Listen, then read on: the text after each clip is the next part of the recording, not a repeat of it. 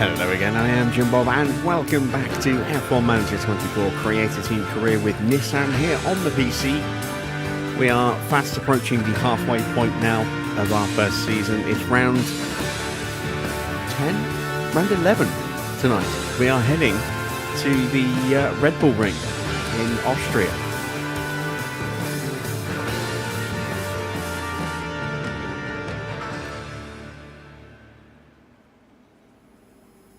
So just a couple of days away from the end of June.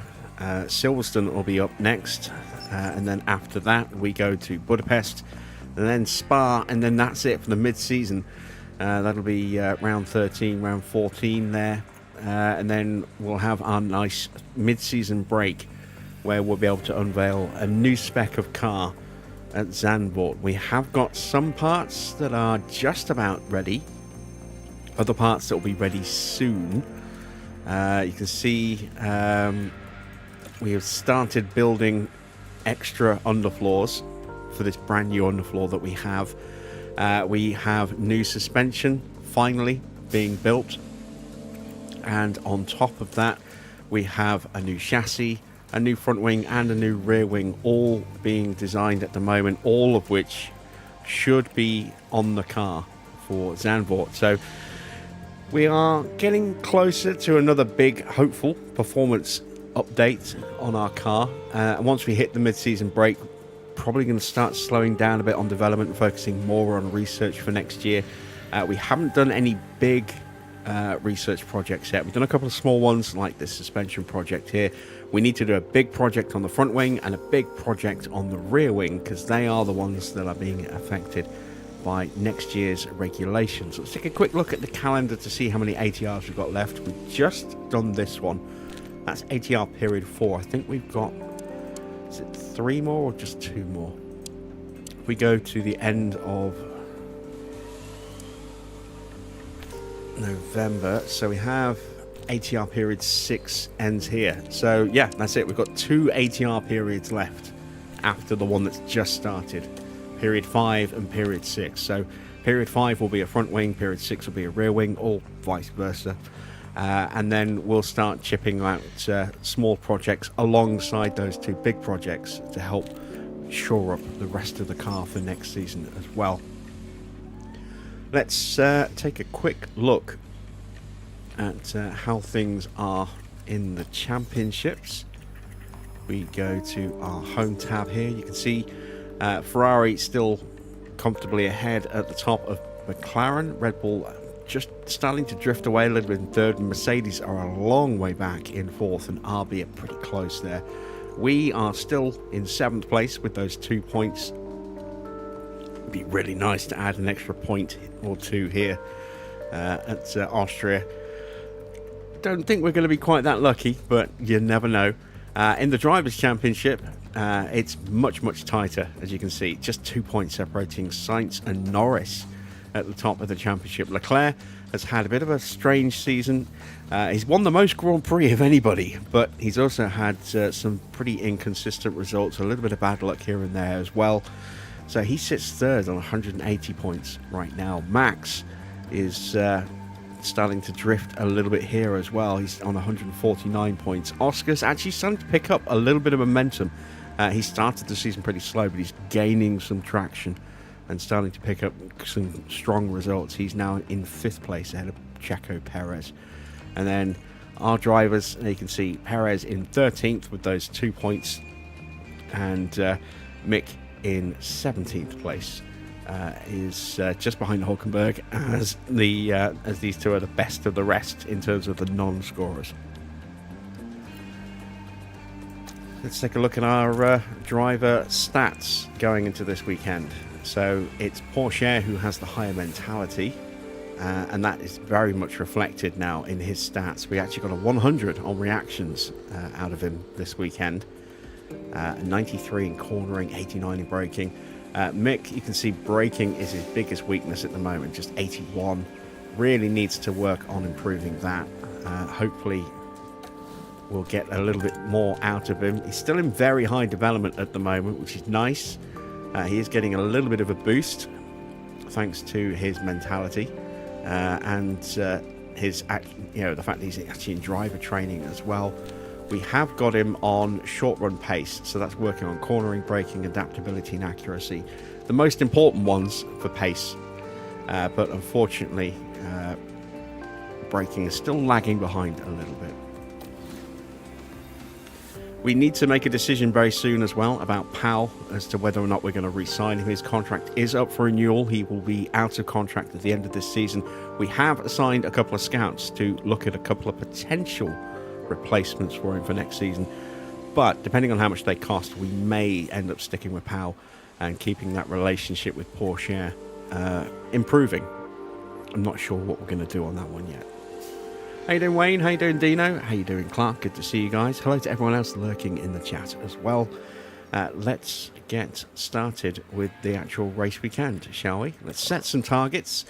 I still think we can achieve 18th or higher with both drivers. So we are going to set that, and let's head to Austria.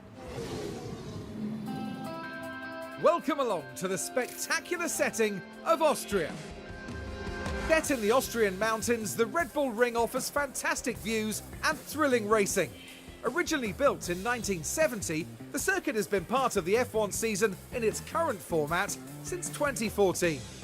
Don't forget, the schedule this weekend sees the drivers take to the track for an all-out sprint race. A good opportunity to clinch some crucial championship points. It's shaping up to be a great weekend, so don't go anywhere.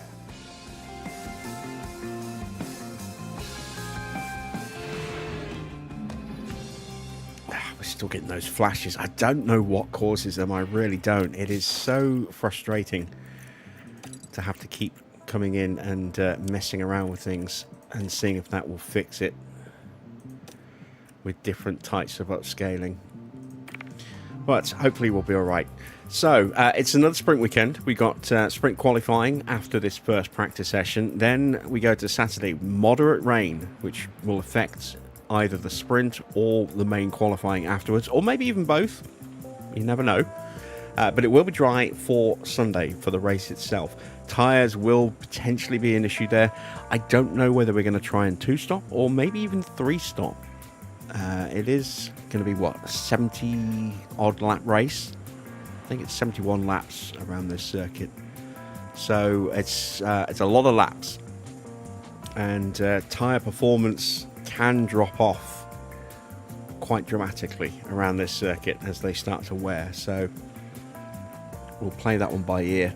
We might go a little conservative, go with hard tyres, and sacrifice a bit of top end pace for hopefully a more consistent long-term pace, but we'll see. And because it is a sprint weekend, we only have one session to get our cars set and prepped. So we'll start by doing what we always do, swapping out for practice parts where we can. Oops. It's just one session, so we can get away with that gearbox, even if it is going to be a long session. I'm going to put 50 laps of fuel in the car to try and run flag to flag, because it's a very, very short lap. So 50 laps should cover us. And then we'll drop those settings down. We will use the hard tyres. We'll save the mediums and the softs, because we're going to need those for the Grand Prix.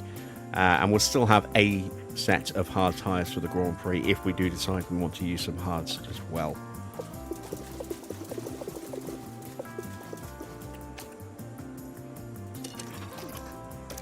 There we go, and we'll do the car parts on this car.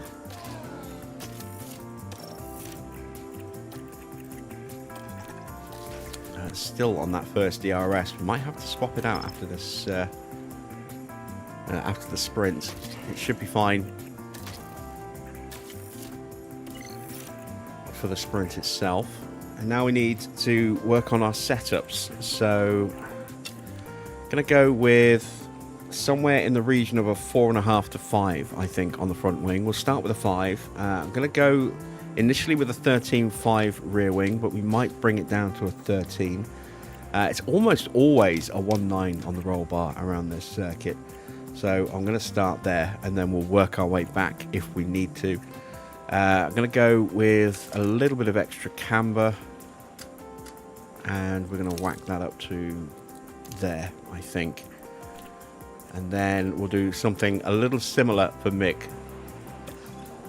Normally I do put perhaps a little bit of variation in the two setups. Not quite so much variation this time around. I'm going to try almost identical setups and see what works. We're going to go with a 13.5 again and a 5. We're going to go with the 2.8 on this one. And then, you know what? No, I'm going to go with the 1.9, but I'm going to go with a little bit less on the tyre camber, and we'll still keep the toe pretty high. And we'll just see. It's a subtle change to what we've got on Pourchaire, but we'll see if that works.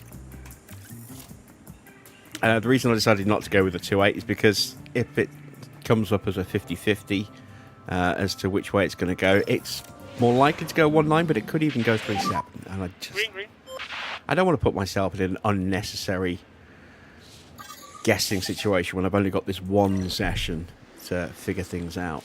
So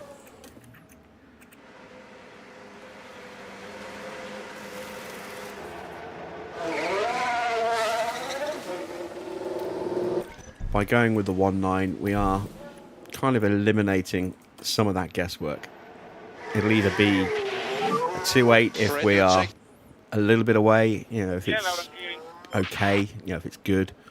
If it's bad, it means it's going to be a 3.7. Copy. So we do radio check. Copy.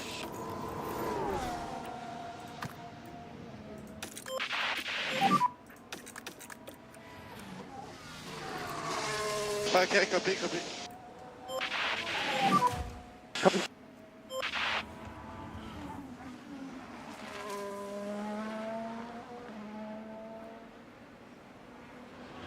Once again, Pato O'Ward is running for McLaren. He's been getting a lot of practice sessions this year. So is Kasper Stuka. He's back in again for Red Bull. Victor Martin is in for Alpine. Iwasa is running for RB. That is it for the rookies.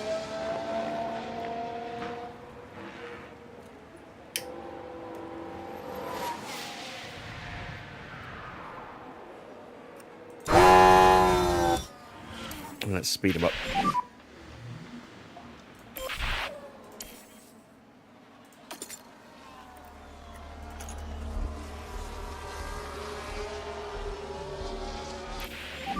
Evening, Victor. How are you today?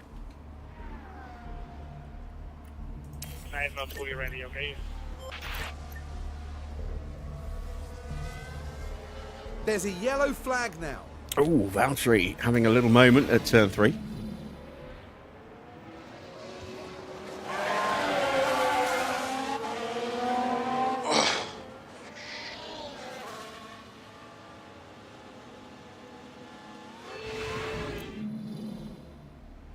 If I don't sign him, will I move Martin to Williams as an affiliate? Yeah, I'll be updating all of those deals that are already confirmed. So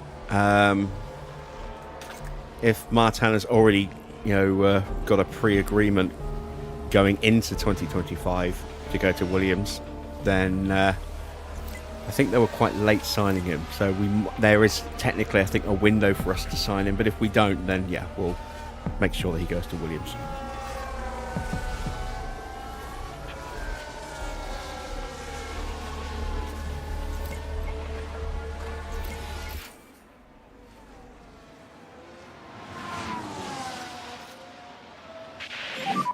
I think the tires were very cold.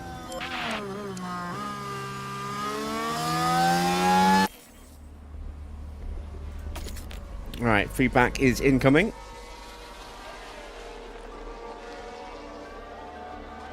Please be good. 85. There's a bit of work needed. That could be the rear wing, could be the roll bar, could be both. What about Teo? We're riding on board with Teo right now.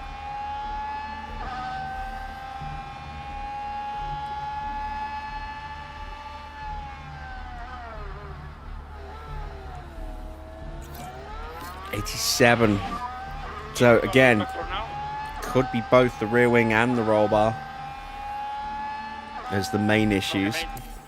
We're just going to have to wait and see at the end of the session. We need the track time.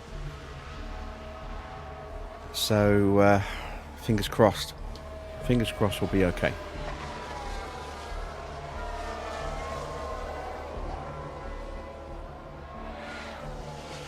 There is a difference in spec between the two cars this weekend, as you can see by the fact that Teo has a car part knowledge of just 85% against Mick's 100. Teo is running the only one of the new Mark III underfloors that we have.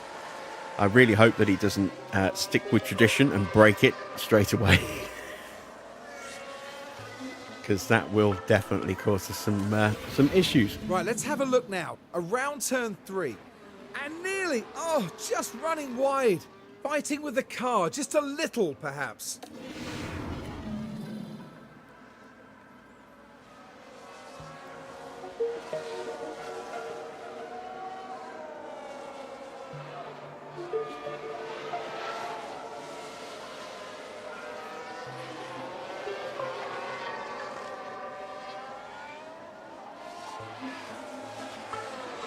I also get a lot of shoving off around Austria. Yes, which if we go into do not defend becomes a lot more prevalent. So we'll be making sure that we keep them in medium defense around this circuit. I think with the pace difference in the stats between the two and the fact that Teo has got that new underfloor, he's going to be considerably quicker than Mick today. Or this weekend, as I should say. So I can't foresee them sticking close to each other. I think it's going to be a case of just let them run at their own pace. Don't try and force them to stay together so that Mick gets DRS, because that's just going to cause issues, basically slowing Teo down. He might actually have a chance of something this weekend if there are issues with cars getting sent into Right, the let's have a shadow look realm, as as we go often into see, turn 4. And or then the car doing just goes. things like that Not a mistake they'll want to make again. and sticking themselves in the gravel. This is definitely a circuit where cars can go off at turn 1 and retire, quite a lot as well. So we need to make sure that we can try and capitalise on any retirements ahead of us to move us up the order a little bit.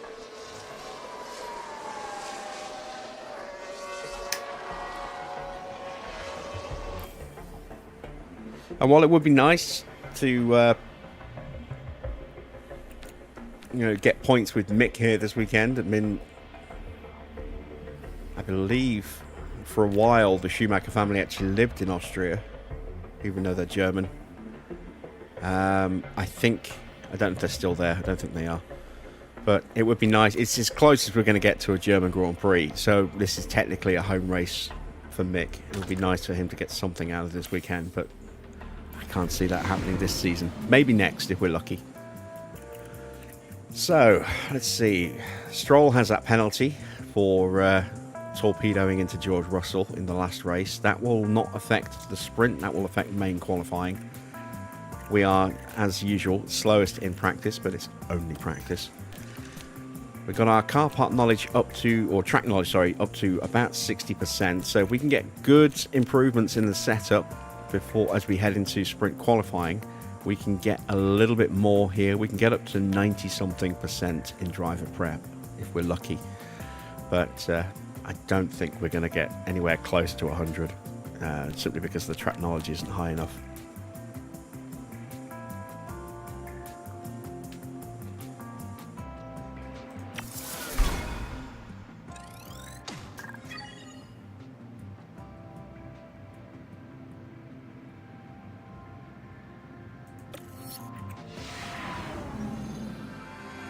Welcome everyone, qualifying for the sprint awaits us, and we're raring to get going.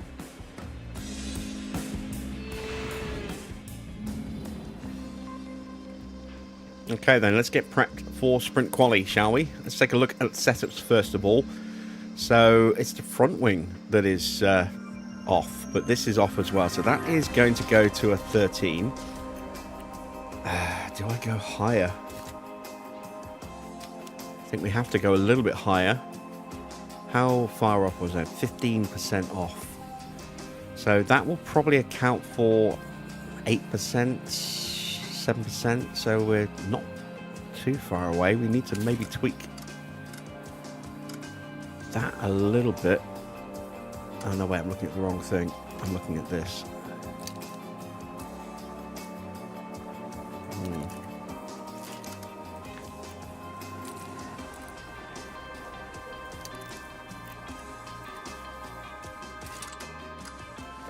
That would be the ideal thing. I don't really want to drop that down that way, and if we leave it there, that's going to break the cornering, so that's going to have to stay there. I'm going to go up one click. I'm going to go up to 0.95, just get a little bit closer there, and hopefully that will be good. There's a good chance that we've gone the wrong way in the front wing, but we'll see. It's entirely possible as well we might have gone the wrong way here. I mean, it's incredibly rare to get a 14 on the rear wing here. Just, I think our car is that bad that maybe it needs it, but I'm kind of hopeful it's the 13. That's that more consistent option. We have to go with a new engine, I think, around this circuit. Go with that ERS, and then let's go with that gearbox. And we are prepped with Mick. Let's have a look at Teo. So again,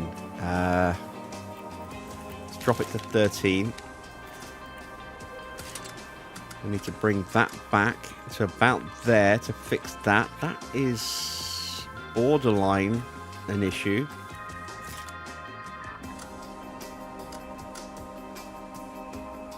Let's go to there, and then let's bring this back to about there. That should be okay. That should be good.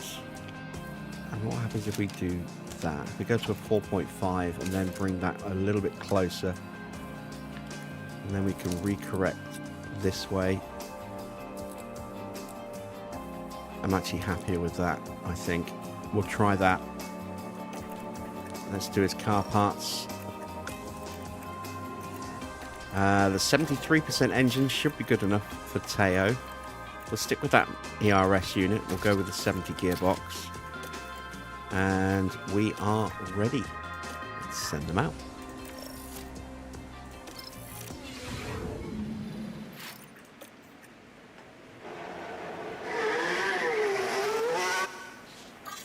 Sprint qualifying, shorter session, just 12 minutes, not 18. But it's a very short lap, so we'll have time for 3 runs, I believe.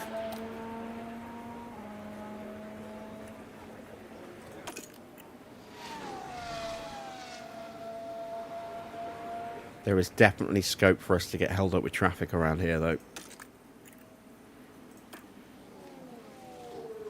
So let's keep that up so we can see the other cars coming out. Tsunoda's on his way out.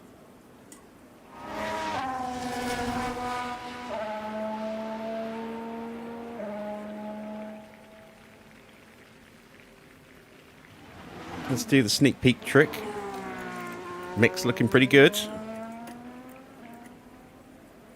Teo, I think, is also about where he needs to be. It's just because that confidence bar is bigger. He's got much less of this to push the high confidence bar back this way. So, I don't know. I don't think he's quite there. I think Mick is closer in terms of setup, but he's not too far away, I don't think. Push lap now. Yeah. Go free.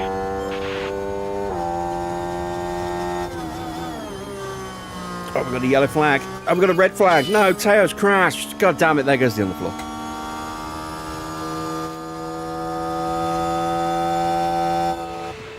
Along the straight here. And oh, there's contact with the barrier. I imagine their confidence will have taken a knock.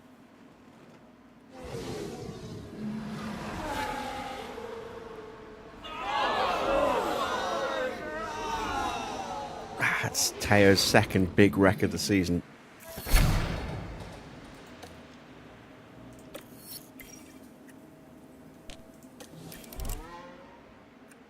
God damn.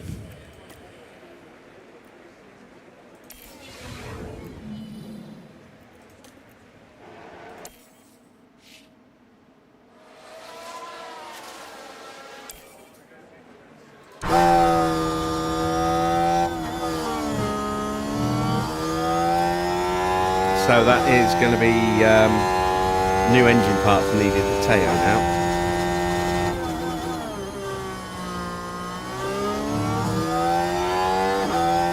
That will have killed that gearbox. It's probably done massive damage to the engine and probably the ERS as well. The ERS might even be dead. Hopefully that has some life left in it, but we shall see.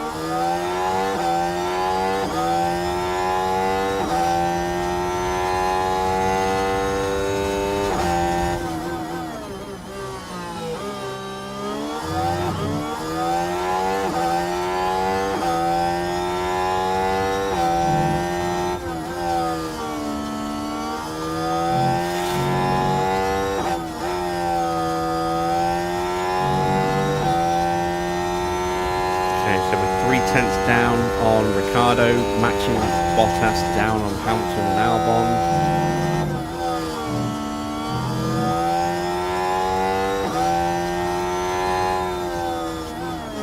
So 105.5. Very, very slow in. Albon's quicker than us again. Now Valtteri's quicker than us again. So yeah, we're not going to get a great lap in here. If the underfloor is fixed, I'm going to give it to Mick. If it's still viable. Oh shit, I can't. We're in Parc Ferme now, so I can't change any parts on Mick's car. Alright, well maybe we'll swap it over for the main race. I don't know. I don't know if I trust Teo anymore.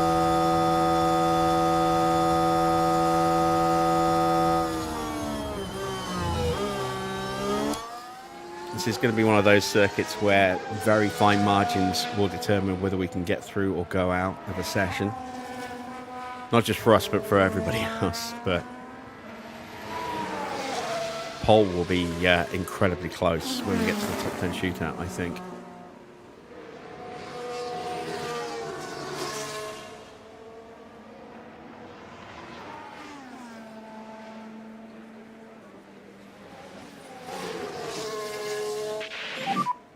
Copy, pit 3.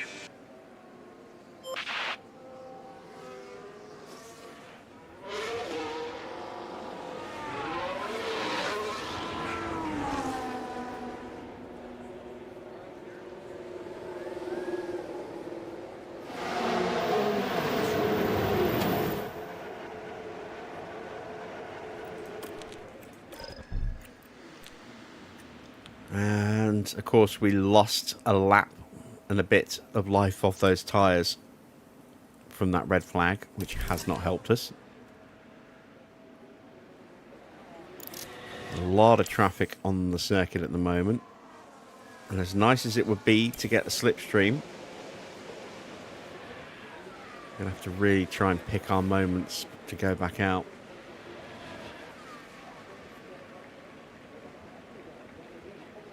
We are quicker than a few cars at the moment, which is encouraging. Sainz with a really bad lap for whatever reason. Really bad lap.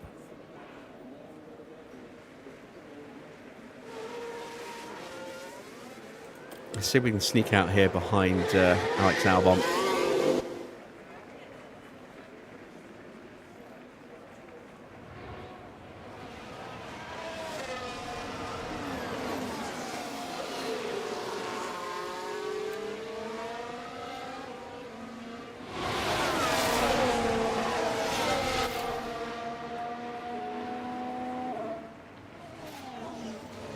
So these guys are all on in laps, and this might cause us some issues.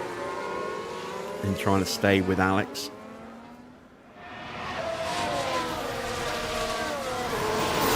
Yeah, I think it has done.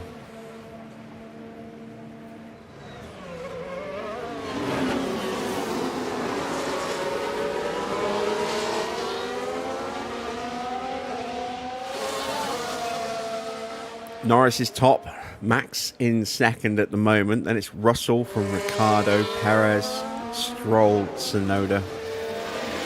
Leclerc didn't get a good lap either. So both Ferraris currently in the drop zone along with Oscar Piastri. That is very unexpected.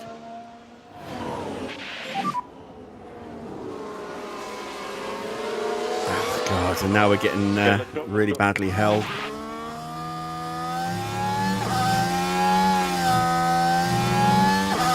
Well, at least we've got some clear air, but we've also got a couple of cars popping out in front of us now. This is it. This is our final run. Whether or not we can get an improvement or not, I do not know. Hopefully we can.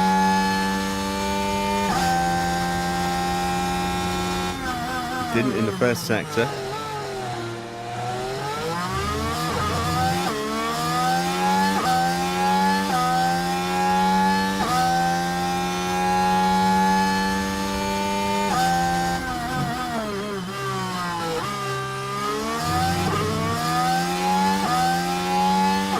We're going to drop at least 3 places for Leclerc, Sainz and Piastri, assuming that they get a clean lap in. We have improved in the middle sector.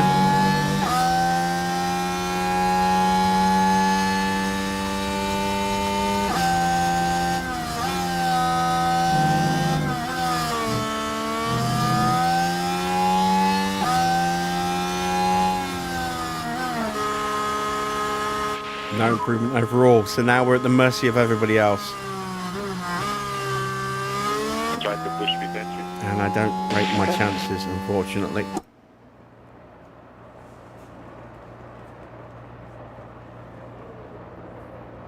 Some people still to finish.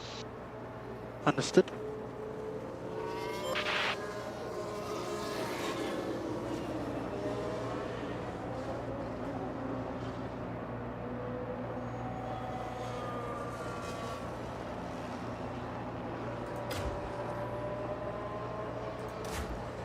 So here is Carlos Sainz.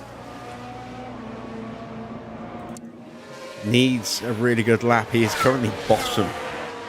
The only person below him is Pourchaire, who hasn't been able to set a time at all. He's going to get a slipstream from Hamilton. So this should be a mighty lap from Sainz if he doesn't get held up, because he's got a lot more pace than that Mercedes.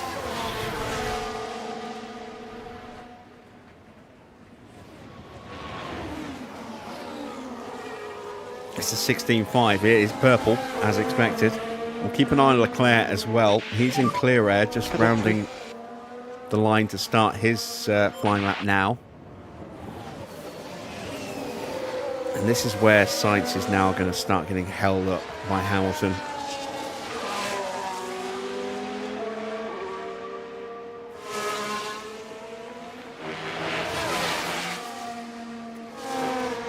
$29.9 and a 30 for Sainz. Yeah, that's really going to hurt him. Leclerc is absolutely flying himself, and he's going to be quicker in the second half of the lap. It's a purple middle sector for Oscar Piastri. Here comes Leclerc. Sorry, Sainz. Sainz goes up to P10. Here comes Oscar Piastri. He's so much quicker. He's almost a full... Oh, look at that. Leclerc goes 29.1. He is pretty much a second quicker than his teammate. Mick is about to get eliminated.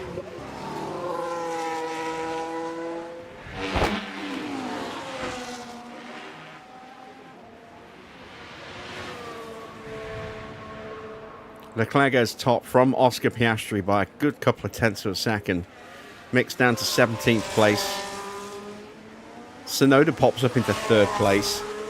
Getting a little bit of an assist there from Alonso, I think. Yeah, Fernando. Gasly is out. So we are out in P17 and 22 Magnussen, Gasly, Zhou and Sargent will join us in elimination from qualifying. Let's see who's stuck it on pole.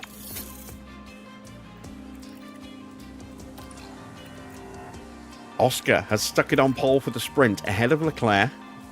Look at the margins here. Very, very tight. Sainz in third from Max Verstappen. Then it is Tsunoda in P5. Lando down in P6. 7th for Alonso. 8th for Perez. 9th for George Russell. 10th for Ricciardo. Alex Albon got all the way up to 11th place ahead of Hamilton. Then Stroll, Valtteri, Ocon, Hulkenberg. And then the Q1 eliminations. Let's see how much damage has been done to Teo's car.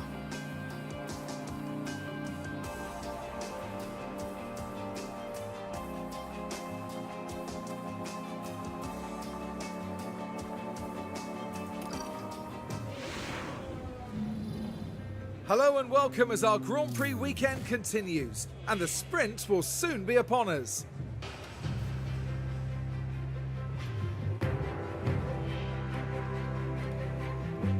And of course, the big incentive here is getting a few extra points on the board, with the top finishers in the sprint set to add to their championship tally. So who will reach the peak and who has a mountain to climb here at the Austrian Sprint? Well, we have a mountain to climb. That is very much for certain. Evening, Farah. So, that is the grid. We are very, very screwed. Pit lane start needed for Pourchaire because of all the bits that need to be switched. Oh, he killed the entire powertrain. God damn it. Alright, well, at least it wasn't... I mean, that was a 70% engine. At least it wasn't a new ERS. But the other one is not even suitable for practice work. And it was a pretty decent gearbox as well. It still had some use in it, but that's gone.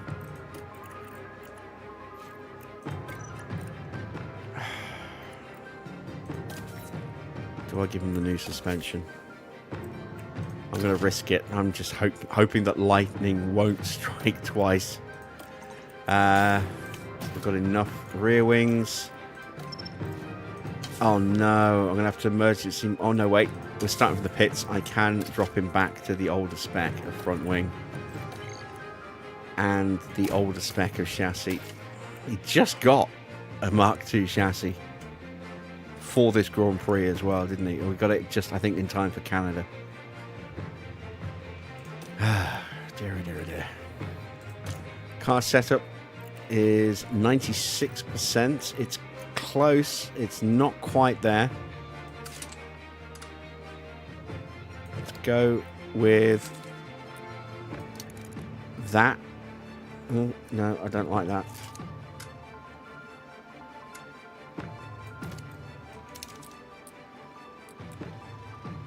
Let's go with that. See if that works. We did nail it with Mick. Mick, we got to 100. That's very nice. My mouse has just died. I have to change the battery. Bear with me a moment.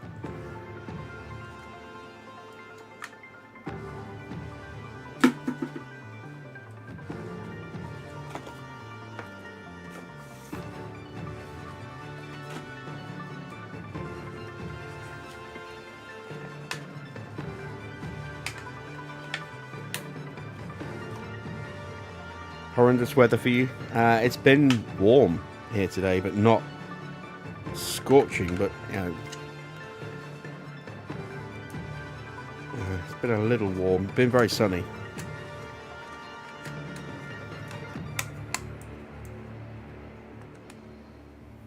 There we go. I've got a working mouse again. So, tyres. I think medium tyres for the sprint is the order of the day here. Oh, wow. Why is his tyre wear so bad?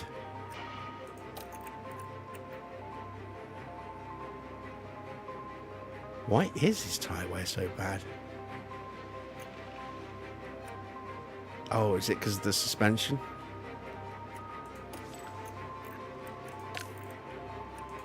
He's running the new, even better suspension. So he's got an extra 5% tyre life. Why is his tyre wear looking so bad then? That's got to be a bug, surely.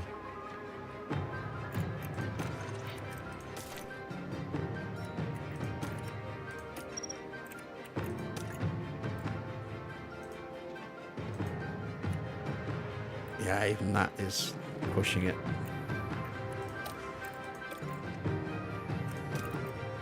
I don't get why that's like that.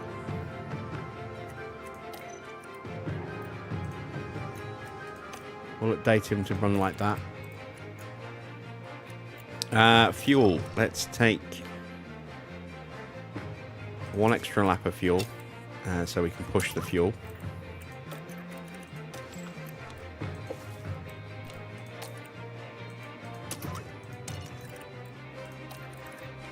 And we are ready. Let's send them to the grid for the start of the sprint.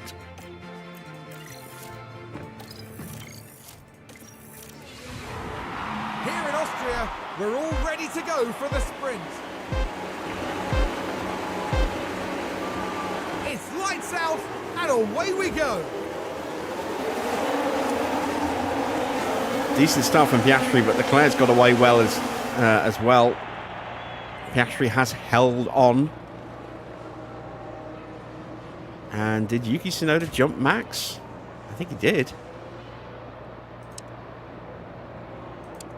Yeah, glorious start for Yuki Tsunoda. Mick is in 16th place right now. He's just overtaking George Russell. Take a look here. So here we go, heading into turn one. They decided to George got pushed wide. Really, what fantastic driving that was. I was going to say, hey, George was up in the top 10. Oh, something's happened.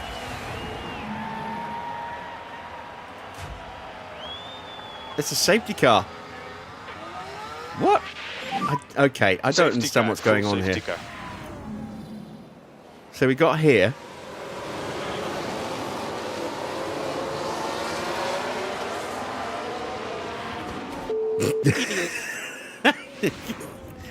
Why is Max calling someone else an idiot? How has this happened? Is Pourchaire out? Here we head into turn two. Dangerously close to each other.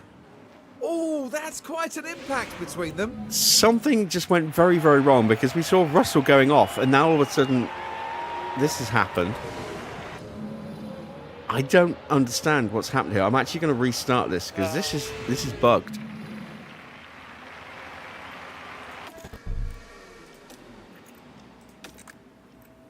We did see that, you know, because it's modified, we may get some stability issues, but yeah, that was a very weird bug. A very weird bug. So we're going to have to reset the cars, which means we've got to do all this again. I think we'll save it this time.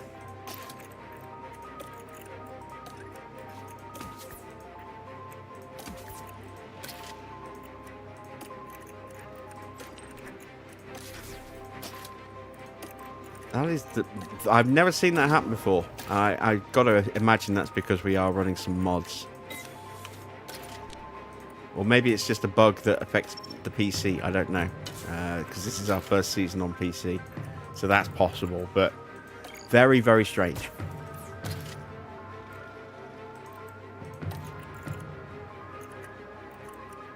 Okay.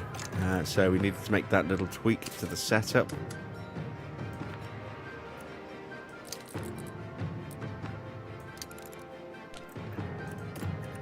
There we go. We want them on the mediums. I can only assume that that's because the confidence is lower. Why is that down there? That shouldn't be. It should be here.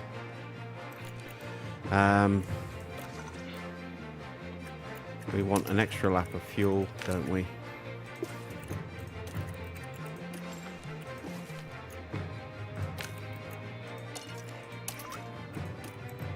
go.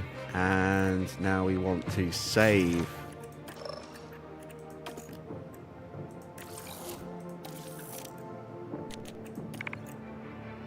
And let's try that again, shall we? Here in Austria, we're all ready to go for the sprint. And it's lights out, and away we go.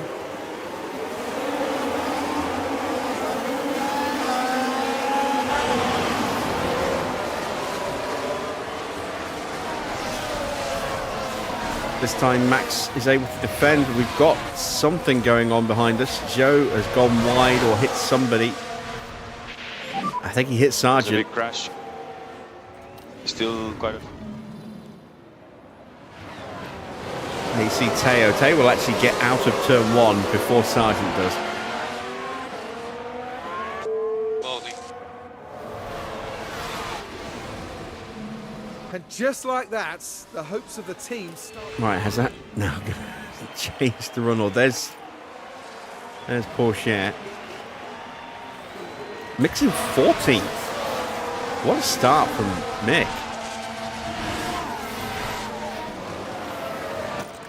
He's in peak confidence. Okay, we've got to see what happened with Mick here. See what happened. And it was Mick Schumacher involved. The opportunity's there. And up into 14th they go. Okay, lovely stuff. Joe's got a penalty for that collision with Sargent.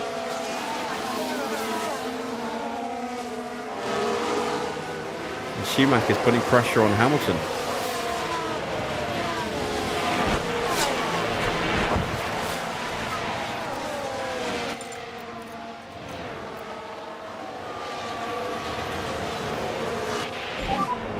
DRS enabled. I think part of the reason for Mick's good start is look at the cars here, all on hard tyres. Maybe that extra little bit of grip at the start is what helped propel Mick forward.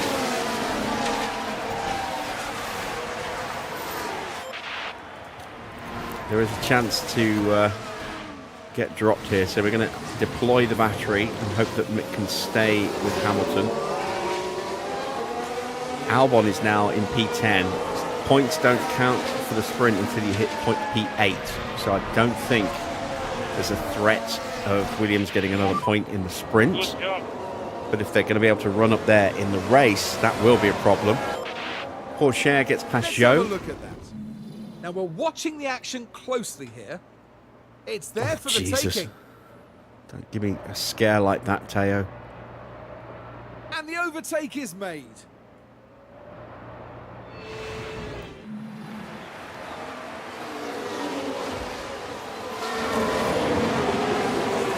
And let's send him on the offensive now as well. Copy.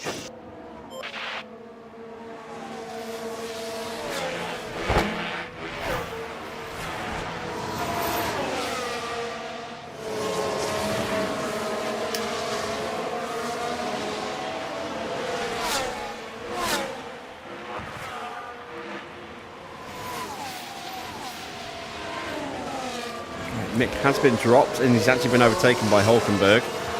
Hulkenberg will have the DRS as well to stay ahead, but will then get it for the run to turn 4.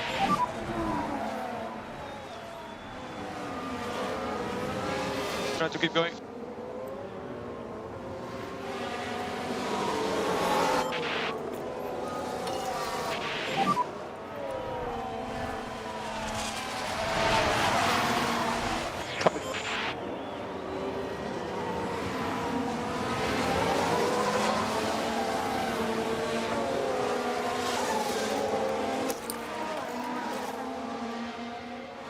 And unfortunately, we're out of usable battery now.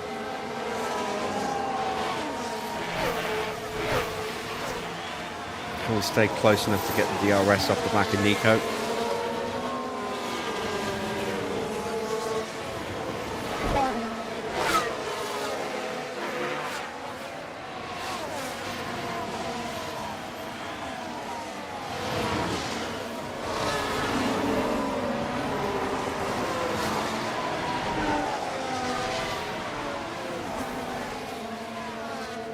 So So far, yes.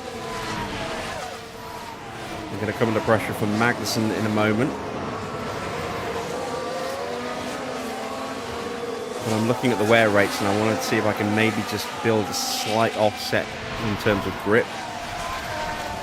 Teo's out of battery, but might get through past Gasly here. Has the inside line through the corner. Gets it done. And now we have been dropped by Hulkenberg. And Magnussen is lurking. See that move by Teo again.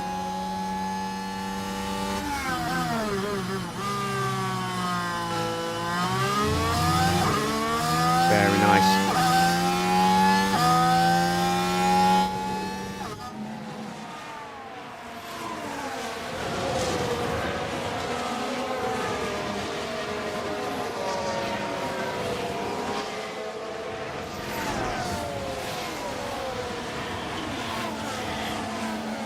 So we have wildly different specs on our car now, on both our cars.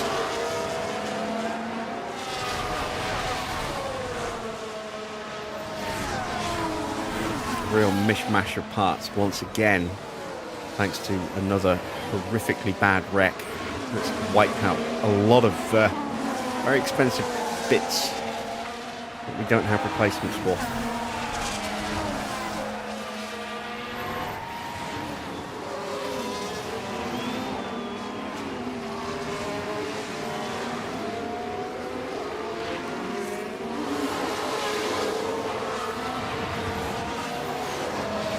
So George has had a mistake somewhere again. He's down in 18th place.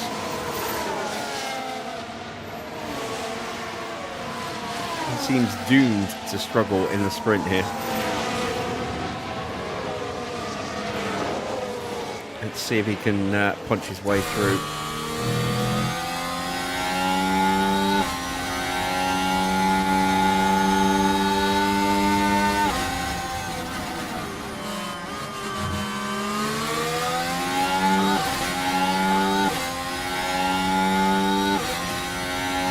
After his retirement in the last race at the hands of Stroll, he desperately needs to get a good result here today.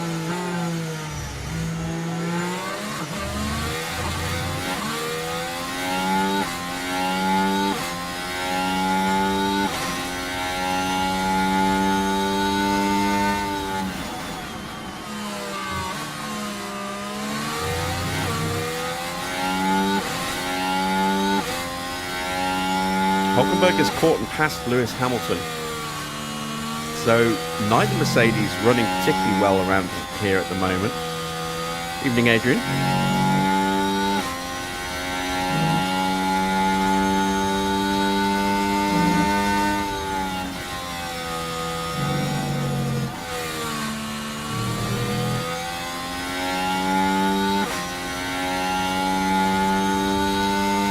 Pourchaire is starting to close in now.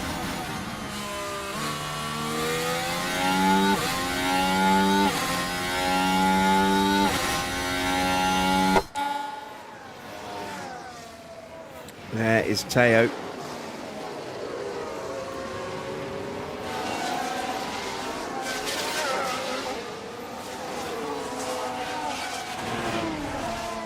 And we're out of extra fuel.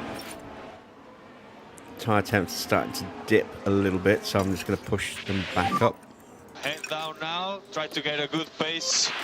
So let's pick up the pace.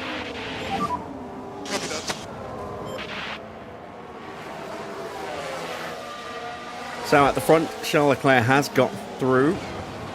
Gasly is in DRS range, just about. Sight staying in range of Oscar. Yuki is through on Max and holding position, but they're a couple of seconds back now. Here comes Max with a look at turn 3. Yuki covers him off, and that's allowing Norris to get nice and close here. Perez is a bit further back, but has got up into 7th place. That's because of George dropping down. So that puts Ricciardo in the final point position at the moment. He's battling with Alonso. Then it's Stroll, Bottas in 11th, Albon in 12th. Those two well positioned if there is a big shunt in front of them.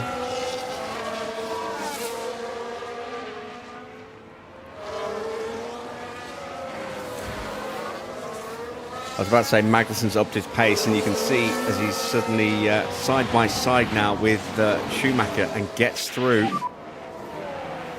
And we have a yellow flag. Hulkenberg's off somewhere. Understood. Is he in the barrier? Let's take Or a is he just closer buried in the gravel?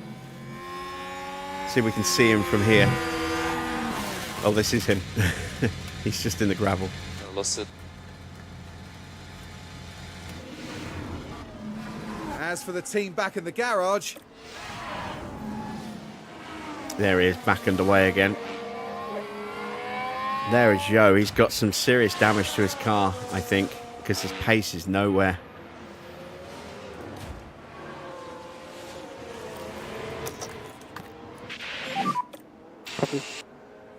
Ocon locking up, running wide. I saw that happening just behind us. Pourchaire's gone through. He's up to 17th now. but this is what happened. Now this was at turn 1. Struggling with the car, and they ended up their own passenger. So the mistakes are coming. I was kind of wondering if there was going to be a collision between those two as Ocon came back onto the track, but Hulkenberg avoided him. Let's push some battery for Teo as well now.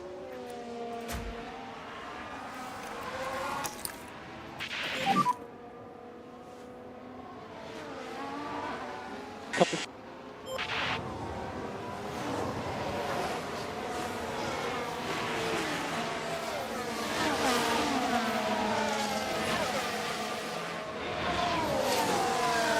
.15 laps to go. Still a 3-car fight at the front.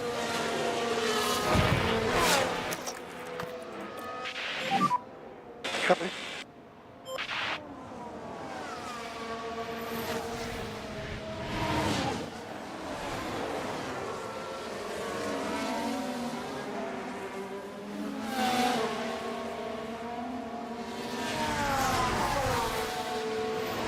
Can we get through here? We have a look. Oh, almost get squeezed out, but we do manage to get our nose through. And now with the DRS, It's okay. we can make that position our own. Good job.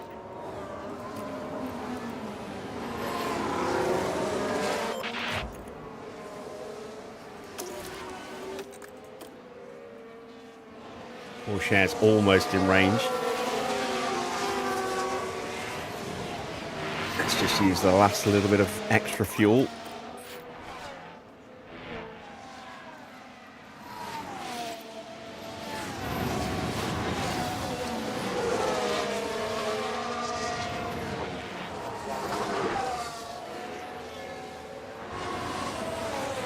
Didn't quite get DRS, but he's close enough now if he can stay in range, which he has done. Ocon is into the pits to change his tyres. Are we going to see pit stops? I think we might see pit stops. Copy.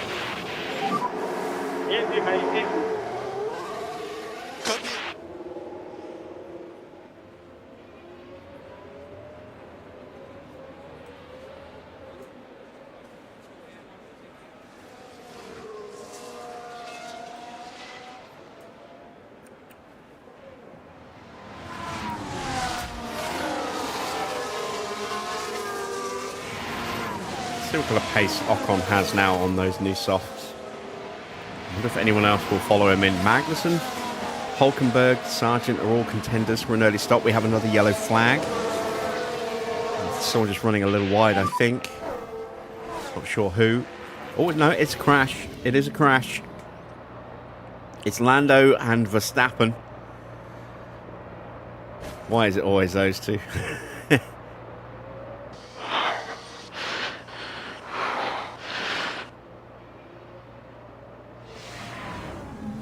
And for the crew watching on in the garage, I think that will probably go down as a racing incident. Doesn't look like there's any damage to either of them, and their tyres look like they're okay, so no major issues there. Pourchaire is now in range.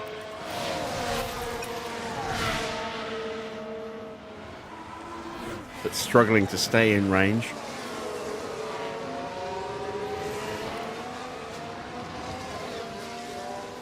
It is deemed a racing incident between Verstappen and Norris. No penalties given. But that's maxed down into 6th now. So it's not going well for Red Bull at their home circuit. Another yellow flag, and there goes Magnussen into the gravel. Running wide through 4. That's promoted Teo up Now another with the place. pass. Oh, and they need to be watching those track limits. And that'll And you give a really little can't bit of do extra that breathing too room often for with these Mick as cars. well.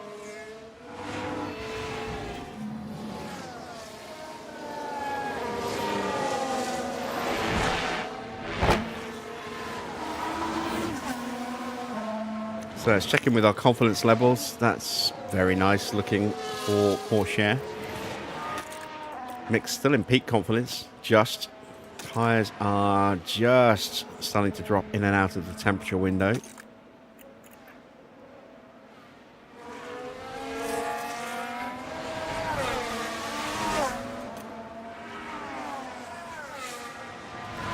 I don't know if anyone's going to box. Kind of tempted to just thrash these tyres and maybe stick on a set of softs. Let's see what Ocon does as he crosses the line. Because we will lose a lot of time in the pits. Did a 107.0.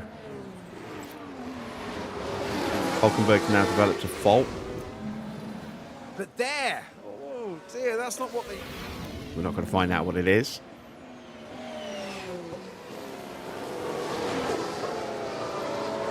Because, say it with me, Crofty's a dick.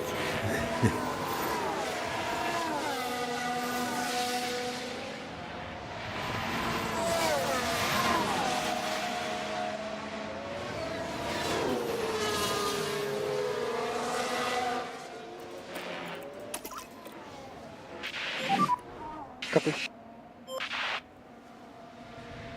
I think these tyres will be fine to get us to the end. The main thing is the warm-up on this tire, okay? So get these tires back up to 10.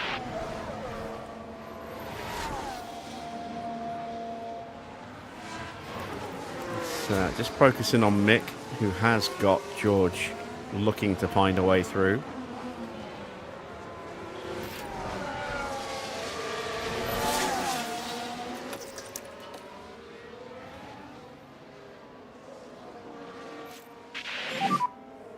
Copy.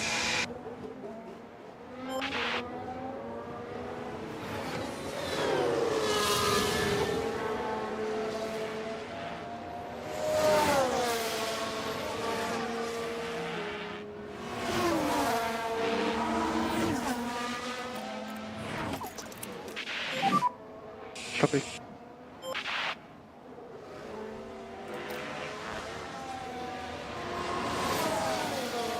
I think the pass from George is probably inevitable. Just trying to frustrate him a little bit, get some extra battery in the car, and then go straight past him again. Gap 1.4. It's a long race, come on.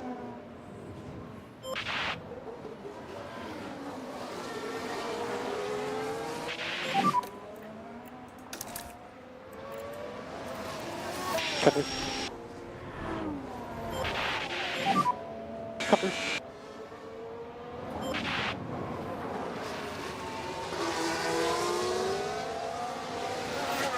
Yeah, Ocon is definitely fast, but I mean, he's fast in comparison to Zhou, who is slow and has that 5-second penalty. So Zhou's going to finish a very distant 22nd.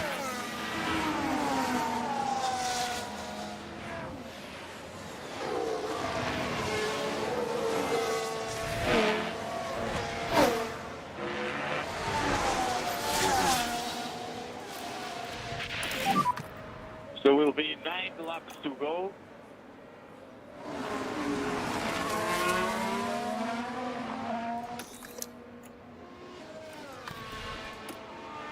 1.4. Gap 1.0. Gap 09. 09. Come on, keep it up. Copy, copy.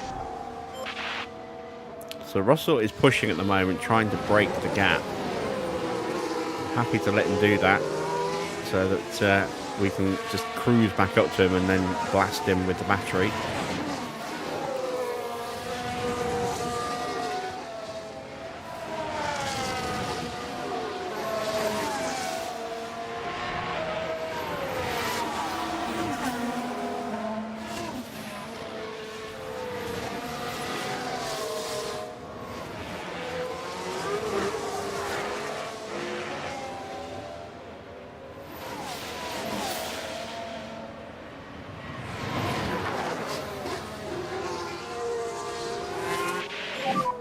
Copy, copy.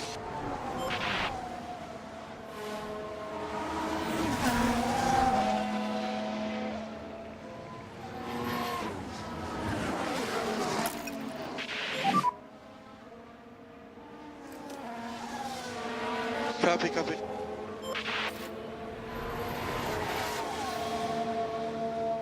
And I kind of hoped we would be starting to close him back down again, but that has not happened yet.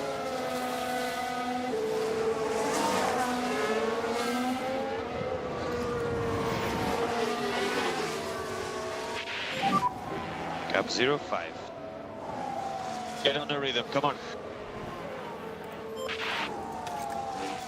Oh wow, his confidence has really bled away, hasn't it? Teo's is bleeding as well. Evening, Harvey.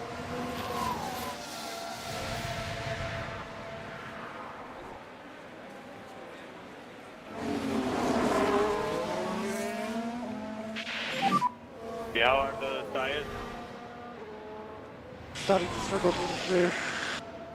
Piastri's got some damage. It must be underfloor, I think, unless it's wear and tear on an engine component. Let's have a quick look. Yeah, I think that's his underfloor. Oh, you're best. It's going to open the door for Verstappen to try and get through. You can see Norris has already got through and is 3.5 seconds ahead. It's Tsunoda currently in third place, although Norris is going to put him under pressure. Can Tsunoda hang on and get a podium for RB? Wet weather's predicted. What? Yeah. Of course it is, yeah. Yeah, okay, that's fine. It's not going to be enough to cause an issue.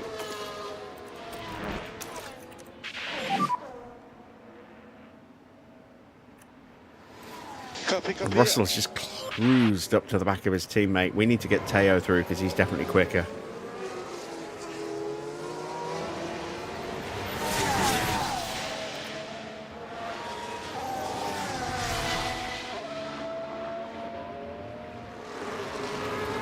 Mick's going to drive defensively and make it difficult for him. Come on.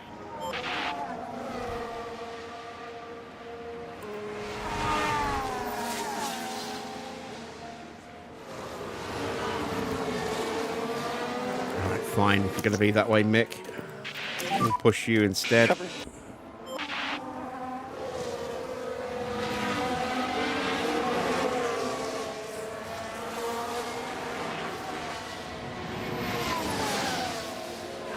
I hope you're feeling better today, Harvey.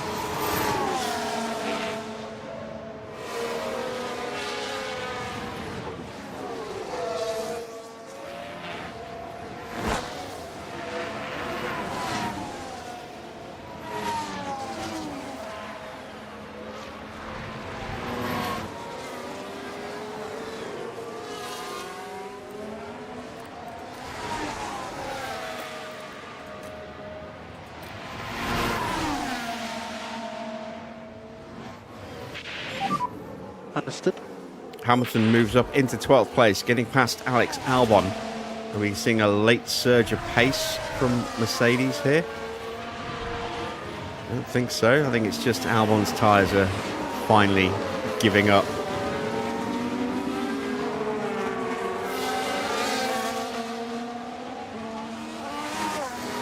No one's going to be able to catch Alonso or Perez. Well, Perez is 8th for the final points. No one here from sort of Valtteri down is going to catch.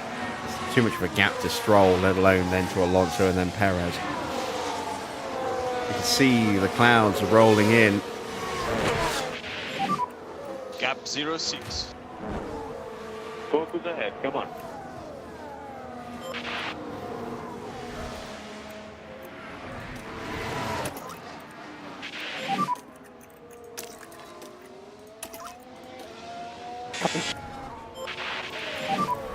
Copy. And Albon has been passed now by Russell, and that is encouraging for us. It means we should be able to get through. We have a lot more grip on our tyres than he does.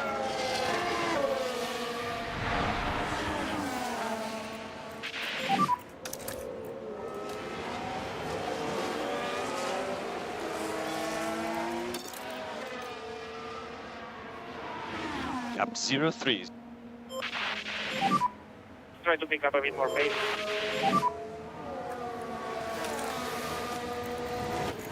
Copy. Oh, God damn it, Mick, you're costing me time here. I do not want to have to tell you to pull over. Well, I'm going to have to in a second. Ready.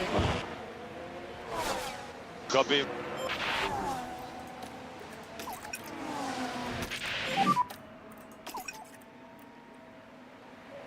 Here we go, around the outside, Mateo. Copy. 3 laps to go. Copy. Copy.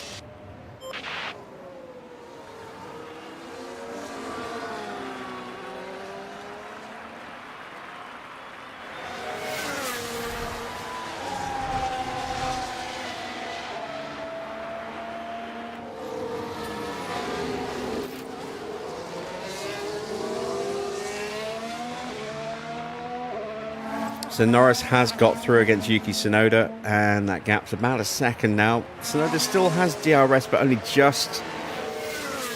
And I think Norris is probably going to be able to hold Yuki back. Still, valiant effort and some good points for RB. Both cars in the top 8.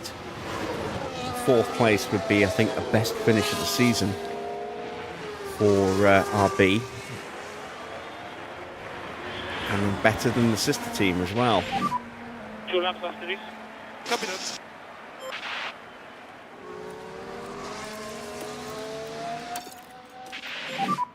Head down now. Try to get a good pace.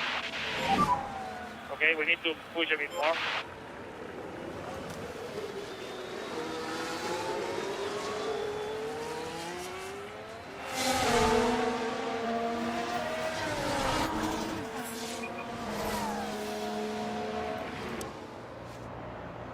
So thinks about a look to the inside, isn't going to get through there.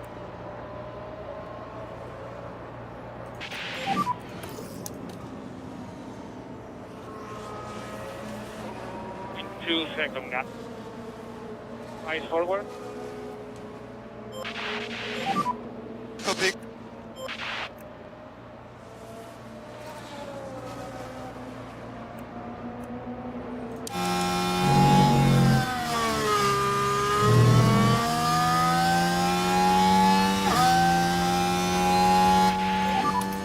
Last lap. Okay.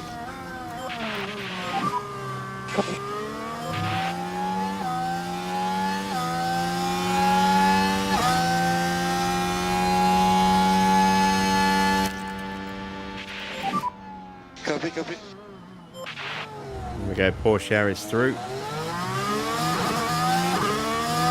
And with the DRS, he will be away as well. Good job.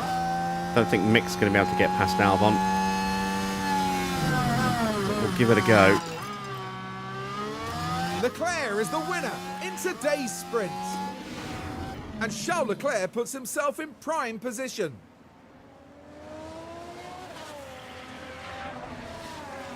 So yet another win for Charles Leclerc. It was a fantastic effort.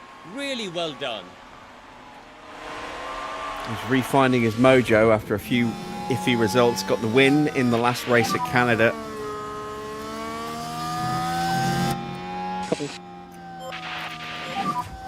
Copy. Copy.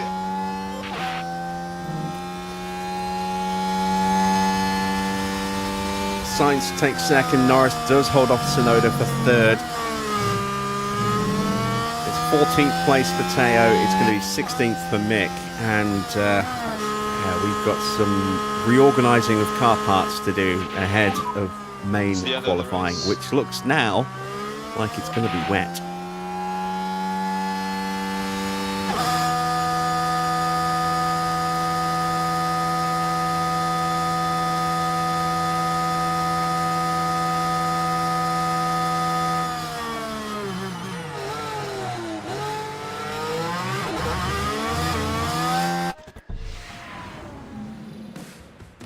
And it's a finish outside the points in today's sprint for Mick Schumacher. They'll be asking questions of themselves following that performance.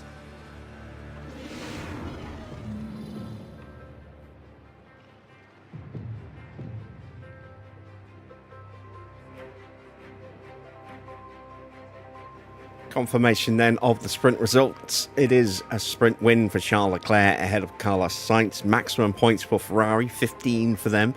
Norris takes third, but teammate Oscar down 5 places to take 6th in the end. That damaged underfloor certainly hurting him at the very end of the Grand Prix, or the very end of the sprint. Great result for Yuki Tsunoda, 4th place, and the highest placed Red Bull RB car this weekend so far.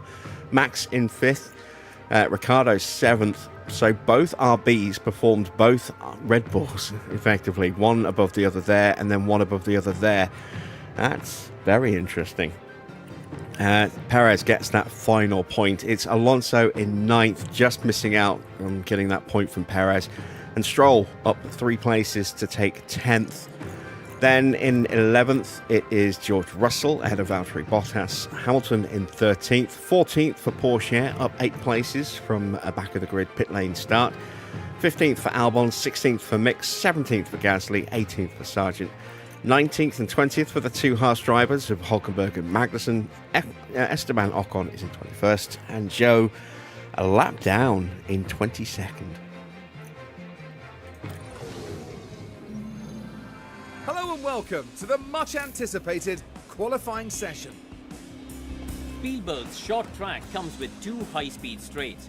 It might be tempting to prioritize low downforce here, but teams risk losing time when cornering if they do.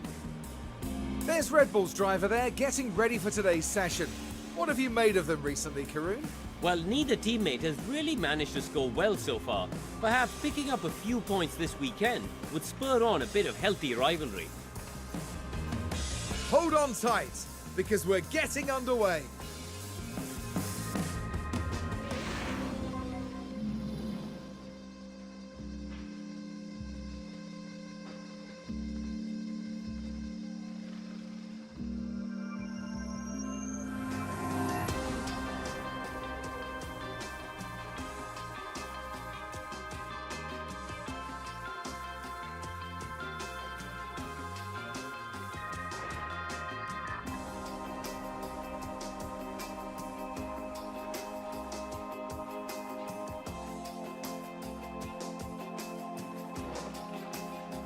Quick refreshment break. There we go. All right, let's get prepped for quali, shall we? So it is going to be starting with some wet weather. Inters will be the order of the day. We're at 98%. I'm out by 2%. That's 2 clicks of toe. Question is, which direction do I go? Do I go all the way up? I think I do. Right, let's reorganize car parts. So, I'm putting the best parts on Mick. Teo is just proving a little bit too untrustworthy when it comes to new parts, unfortunately. He always manages to break something.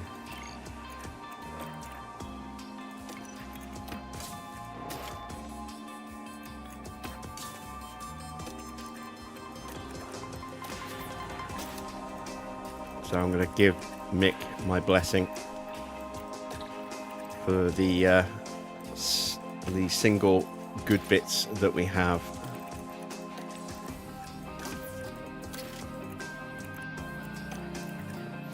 It's going to piss off Teo, but you know, he's his own worst enemy at the moment. Every time he gets new parts, he breaks them instantly. And this time he completely wiped out an engine in the process, all 3 parts of it. So yeah, call it a punishment, call it a humbling, whatever you want. You know, it's his own fault. He made his bed, now he has to lie in it. We are going to go with 2 flying laps at the beginning.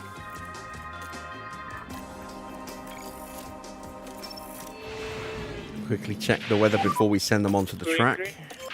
Oh, it's going to get drier. Okay, so let's send out Teo.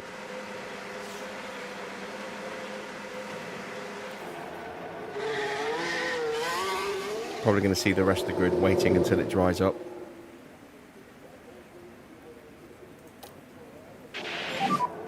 Radio check. Okay, copy. And now I'm expecting Mick to be the quicker of the 2 cars now. Radio check. Radio check, radio check.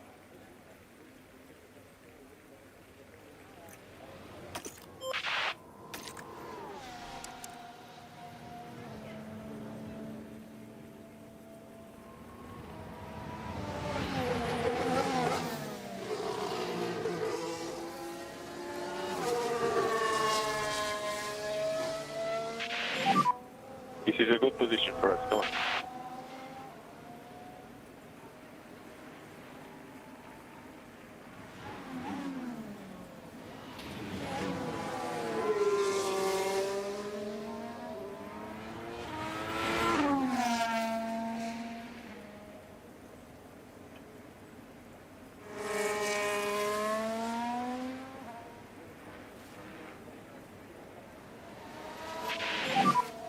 Clear ahead. Okay, let's go.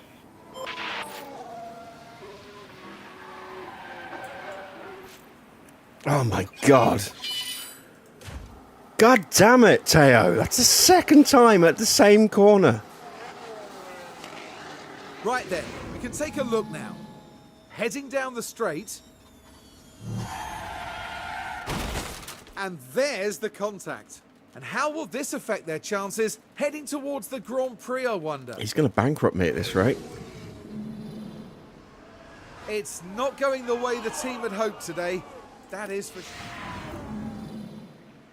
God damn this. Oh. Yeah, he's starting to piss me off. I'm not going to lie. Jesus.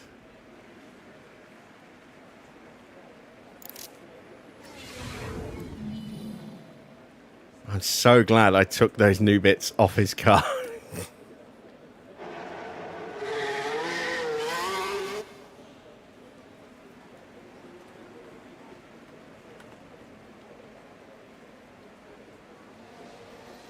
Absolutely ridiculous. Oh dear. Okay, need a good out lap now. Good out lap. Copy.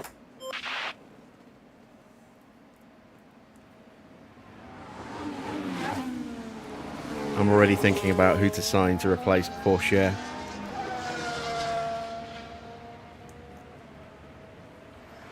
That's 3 wrecks now, 3 big car-destroying wrecks he's had.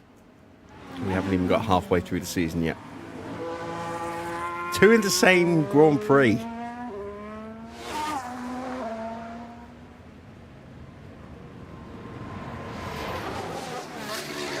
And if he's totaled that engine as well.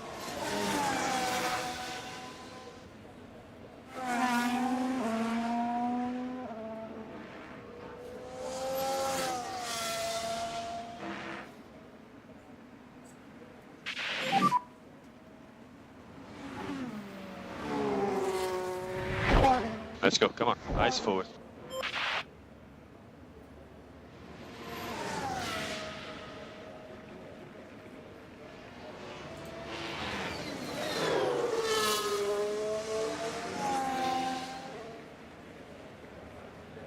So, clear track for Mick. I don't know why no one else has come out yet. It's going to stay dry for the rest of the session.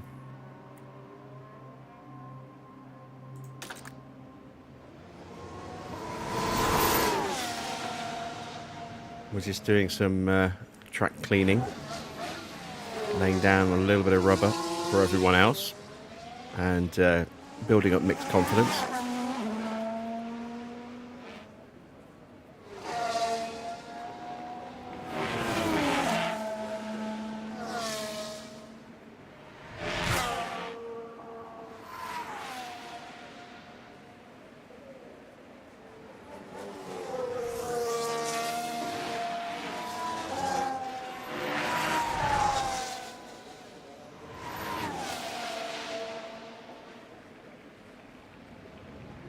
Oh, he's still programmed in for 2 flying laps, isn't he? Never mind. Let's see if he can improve on the next one. Where is everybody else? Still tucked up in their garages.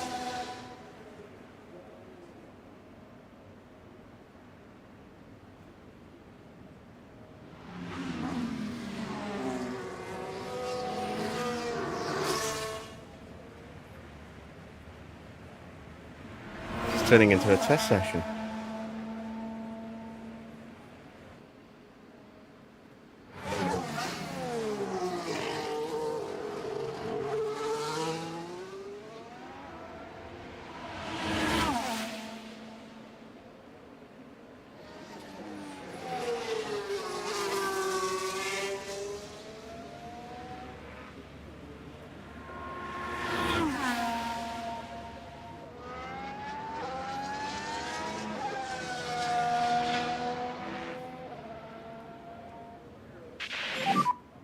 Tires were good, mate. Go, go, go.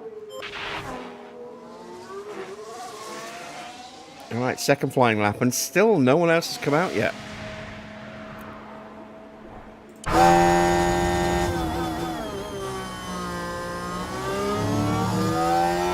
am a little perplexed.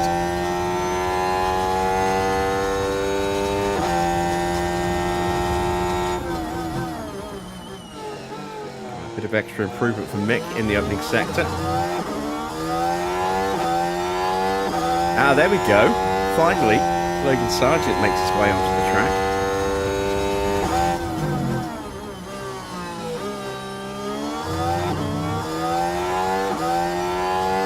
Start to think everyone else has just packed up and gone home.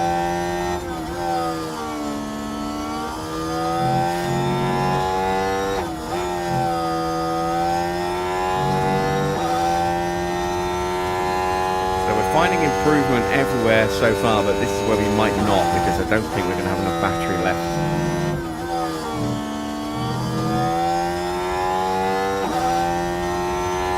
Yeah, no improvement in the final sector, but it is a new purple lap.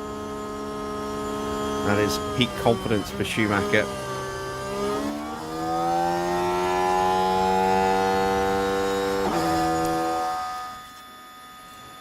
Let's get him back to the garage.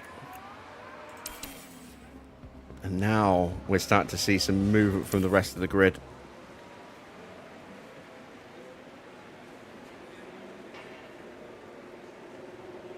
So I have got time for 2 runs on a set of softs, which is what we're going to do.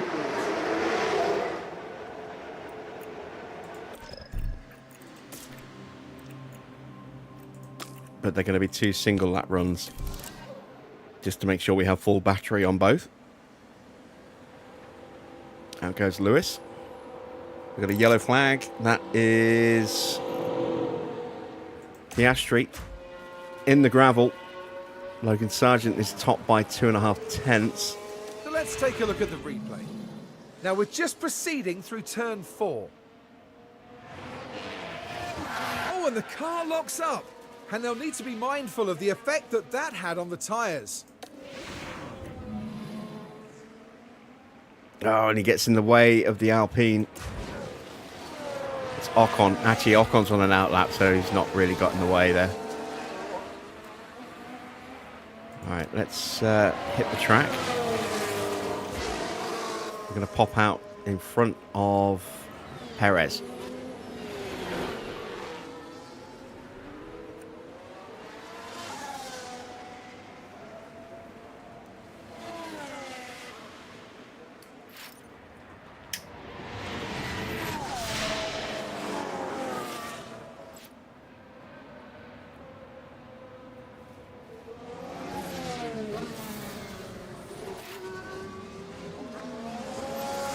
So, horrible lap for Oscar Piastri. He's 25 seconds off the pace. Take that, 26 seconds. As George pumps in a new target time, 104.6. We're not quite at full peak confidence, but we're looking pretty good.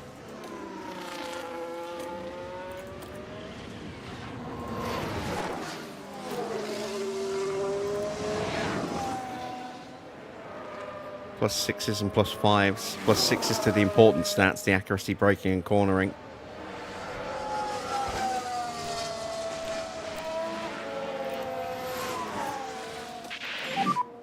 Go, go, go, go, go.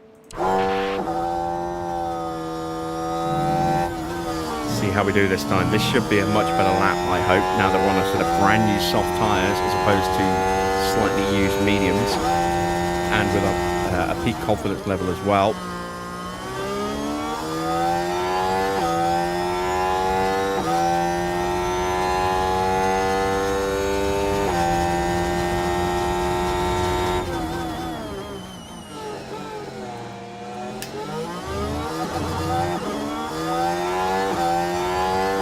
Personal best in the first sector, so a tenth faster.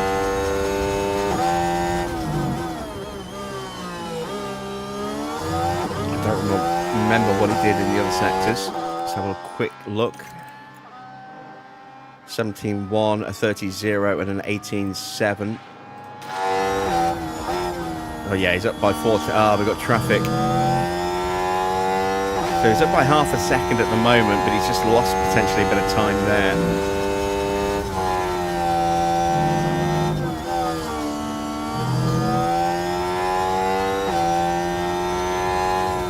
And 19 to, yeah, we did lose time in the final sector as a result. That's Okay, a shame. so we are P9 Evening on Comets, track. still haven't gone bankrupt? No, not yet, Really but slow. Pourchaire is trying his damnedest to bring that into effect. He's wiped 2 cars so far this weekend.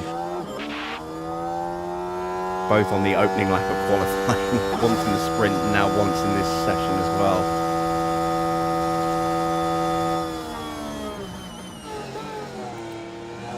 He's determined to push me to the brink of bankruptcy.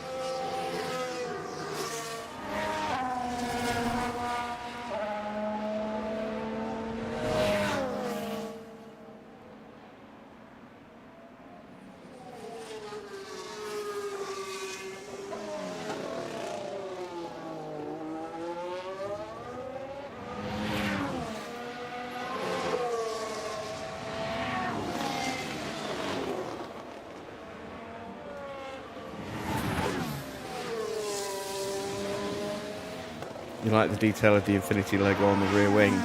Reminds you of the Red Bulls. Well, Infinity is the luxury brand of Nissan, so it makes sense that we would be sponsored by them, given that we are Nissan. Copy, penetrate. Pit limiter on. Stop in position. They are to Nissan what Lexus are to Toyota.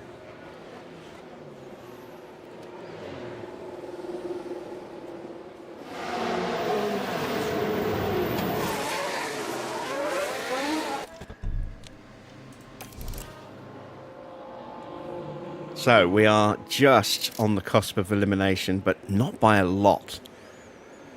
And there's definitely time to find, because we got held up at the end of the second sector into the beginning of the third sector.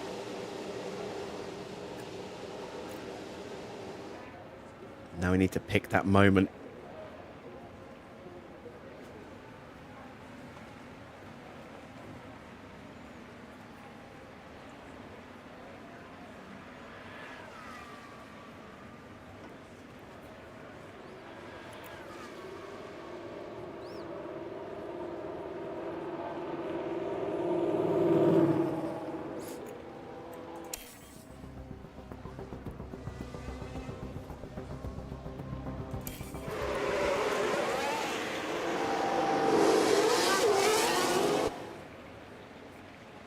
Let's hope this is the moment.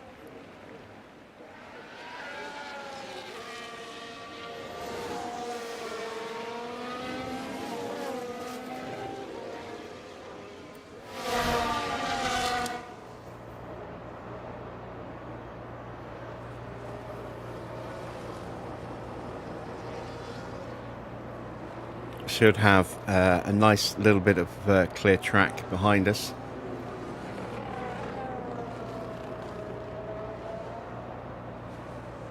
We're tucked up behind Lance Stroll, who is also on an outlap. Stroll's tucked up behind Norris. We have got an RB coming through. That's Yuki Tsunoda.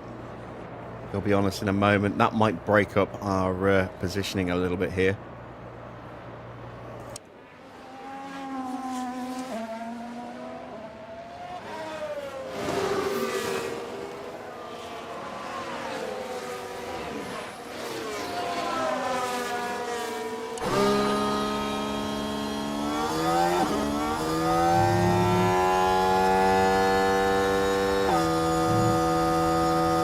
Okay, here we go. Crunch time. We're slipping right down the order as everyone's improving. Leclerc's just gone mighty fast in the first sector, 16.5.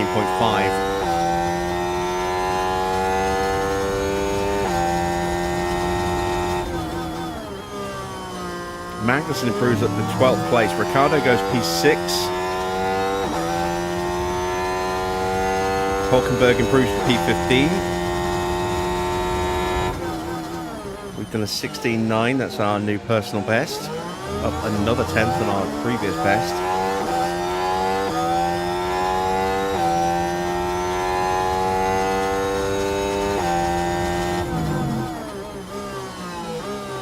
Oh, Stroll goes wide. Stroll goes very wide. Don't think we got held up there.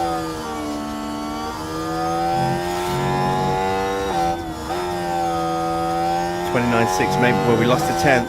Oh, now we've got the other Alpine Aston in the way. Alonso blocks us. So we're out. We lost too much time. Any time loss is, hugely consequential. And there we go. We are out. To be fair, I didn't think we would get out of qualifying. I thought we might have stood a chance, but around here was probably our best bet, and it just wasn't to be. So both cars are going to start from the back of the grid. Disaster.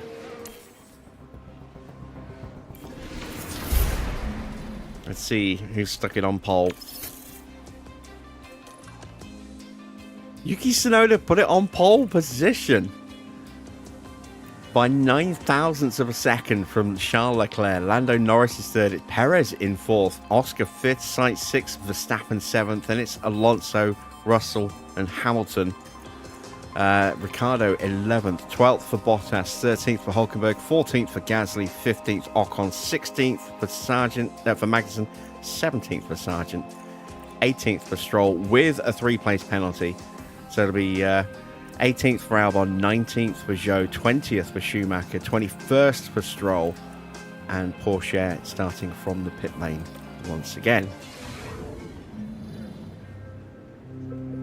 Here among the mountains in Austria, the teams are preparing for the 71 laps of today's race. 4 years on from the circuit being renamed to the Red Bull Ring, Max Verstappen became the first driver to bring an eponymous car to victory here in 2018. Spielberg's challenges are all about overtaking.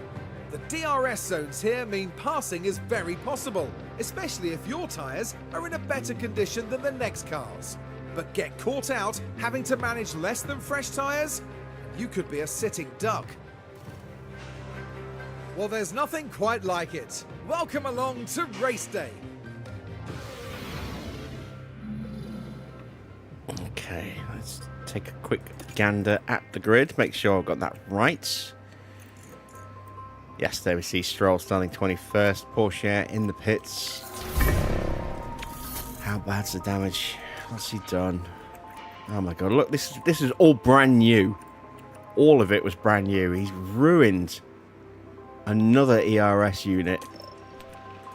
We're now onto the final gearbox. And he's going to have to stick with that engine. I'm not giving him another new engine here. He gets the last of the Mark II suspensions.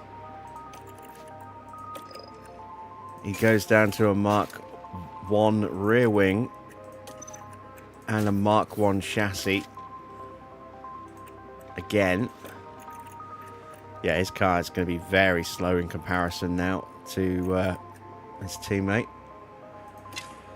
I'm just going to leave him on the predicted strategy. Take it from there. For whatever reason, his tyre wear stats don't look like they're tracking accurately. Actually, I'll make a slight tweak to this. Actually, no, he's got plenty of tyres, hasn't he? Let's go ridiculous with the tyres. Let's go soft, medium, and maybe soft again.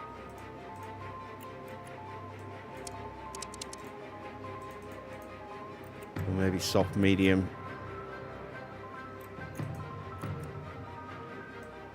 Medium, and then medium again, maybe? No, we can go soft at the end.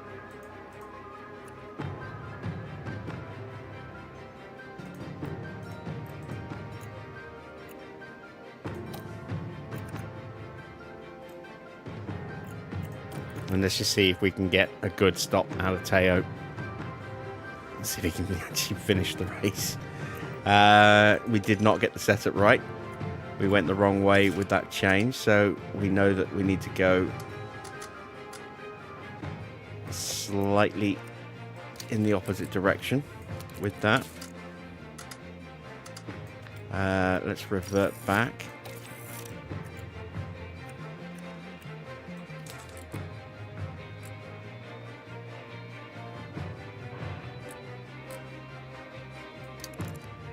Let's do that.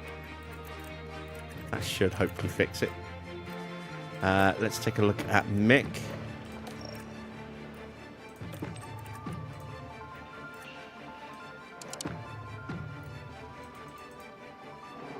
Mick, I think I can make work on that strategy. We've got an extra set of mediums and an extra set of softs if we need them for him as well. I'm going to put one extra lap of fuel in. I'm going to push the fuel, but we're going to protect the tyres at the start. He's starting from the back of the grid, so it doesn't really matter too much. For Pourchaire, again, we're going to push the fuel. Not going to protect his tyres because he's on a 3-stop. And let's send them to the grid. The Austrian Grand Prix is next.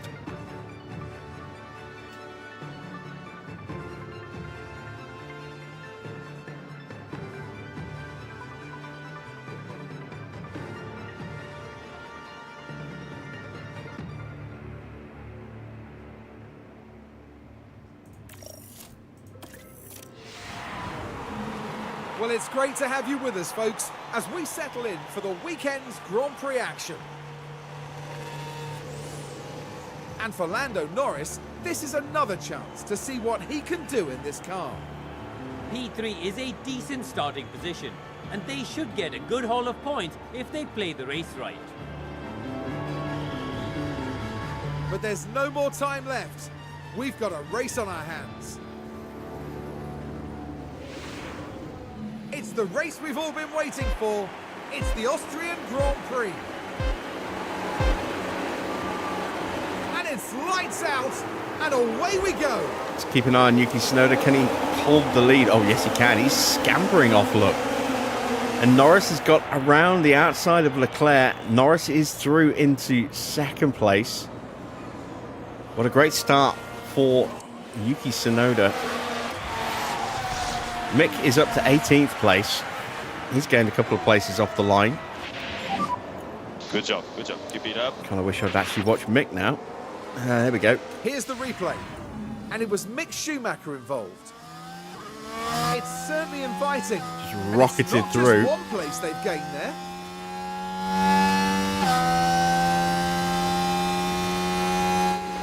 Lovely stuff. Pourchaire closing in. There he is.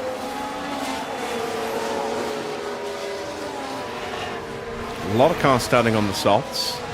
Max, the first on the mediums, in 6th. He's slap bang in the middle of the soft sandwich. Then it's Hulkenberg, the next medium runner, in 13th. Ocon, Gasly, Albon, Joe, Magnussen also running the mediums. Sargent, the lone starter on hard tyres.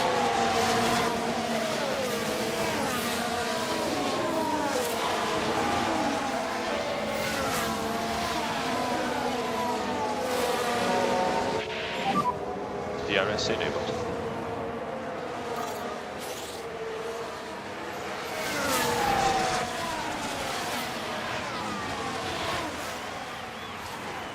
Gap 05.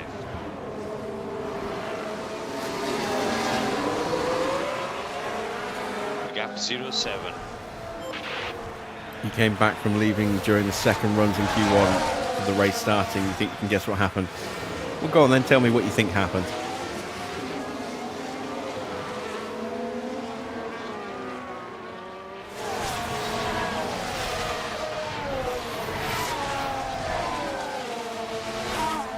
I didn't make it through Q1, obviously. Yes. But I didn't crash. It was traffic. Traffic to make. On both his second and third runs. So both of his soft tyre runs.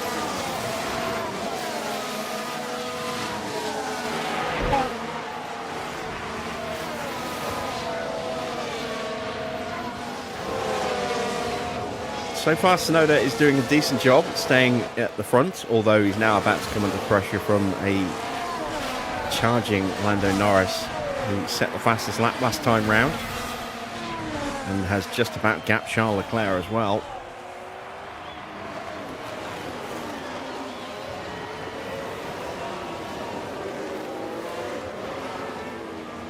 That RB is such a good car this year. They've had both drivers finishing in the points most races. They're helped by Mercedes being, terrible, but they're still outperforming both Mercedes and Aston. And in the sprint, they outperformed Red Bull.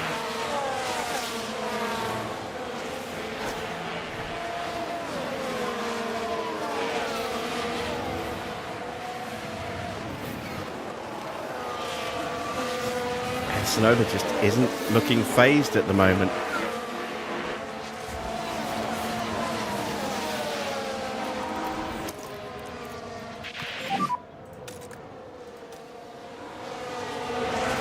So we did improve the setup. He's right now on the border of high for his starting confidence. So it looks as though we did get him to 100% with those changes. That was 99%, but very, very, very close.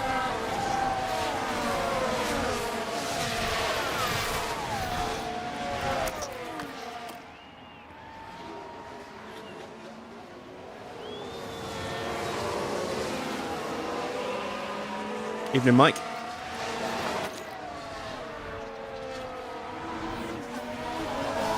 But it's going to be a very painful afternoon for Pourchaire because he's running some very old components. He's almost completely back to a Spec 1 car now.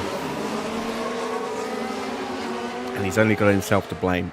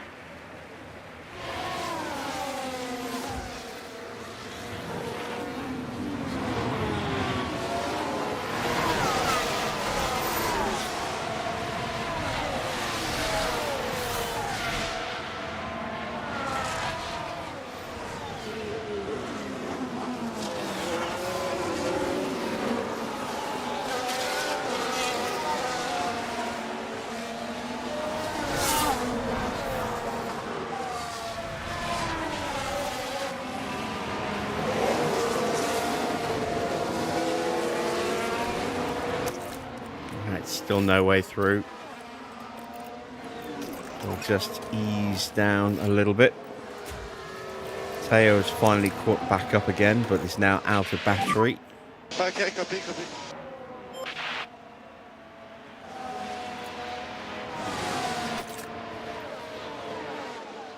And his tyre wear is above expectations. So I do think that this prediction here is wrong.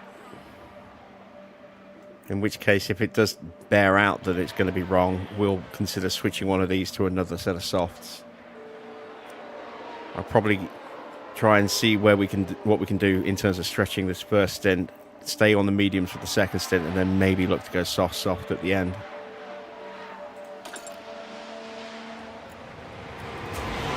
Right, Mick gets through on Gasly and will get the DRS as well to go after Albon. Schumacher up to 17th and in full peak confidence now. Lovely stuff. We just caught that overtake. Take a look here. Now here we are tackling turn 3. The gap opens up for them. And up they go to 17th. Pourchaire still at the back. Copy. So he's going to struggle. He says there's going to be no pace in that car. I don't even know if he's going to be able to achieve the sponsor result. I may consider retiring him early, depending on what his pace looks like as we get deeper into the Grand Prix. We'll see. Hopefully, if he can get a couple of good overtakes in and get that confidence level up, maybe he can find a bit more pace. Understood. See, it's doing wonders for Schumacher at the moment. He's in a low tyre setting and yet is still lapping at a really strong pace.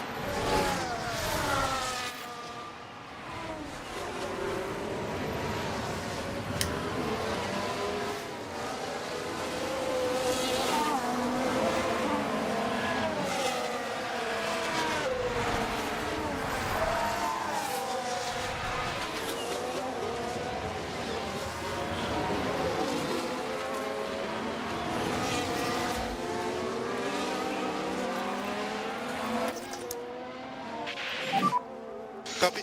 Let's try and just focus on Pourchaire a little bit. See if we can get him a little bit of battery, get him into a good position. Both of these guys are going to box before him because they're both in cars that shred their tyres.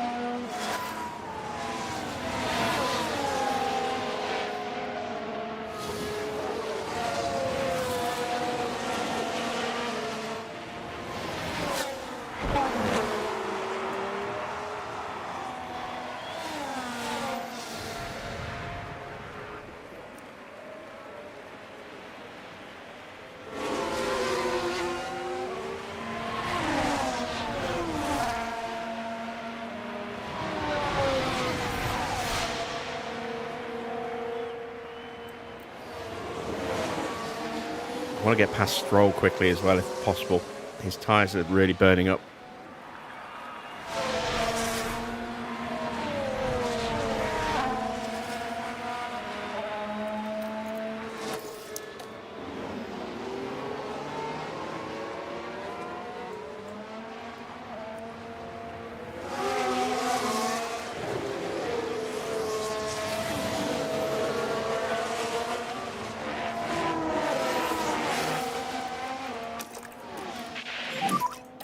Copy.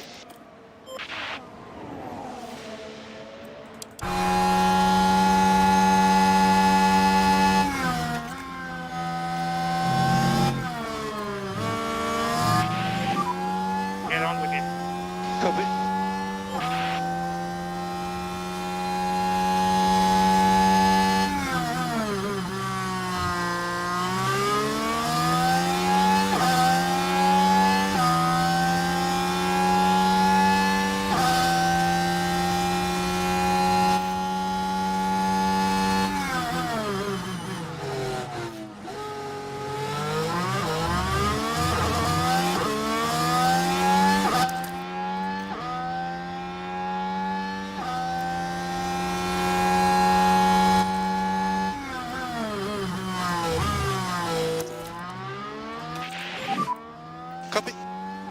Alright, there we go, we're through. And that is a big boost of confidence for Teo.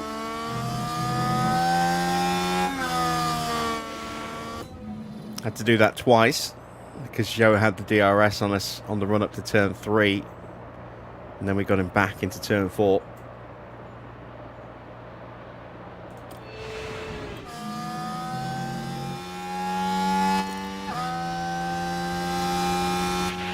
Now we just got to hope we can stay ahead while we close back in on Magnussen.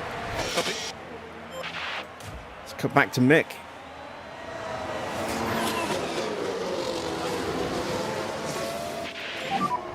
How about it? Good, it's okay.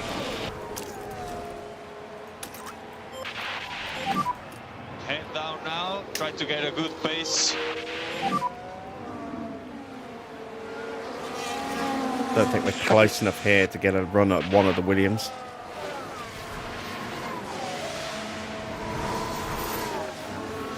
We can certainly get ourselves closer for the next lap. Hamilton's got an issue.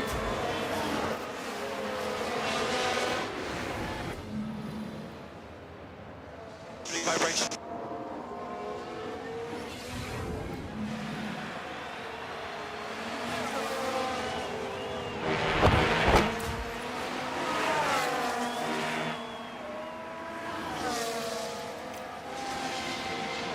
Yeah, Pourchaire's tyre wear is definitely better than the prediction. The prediction, for some reason, is very wrong. I don't know why. So, it looks like we can convert his strategy. Change one of those sets to a set of softs instead of mediums.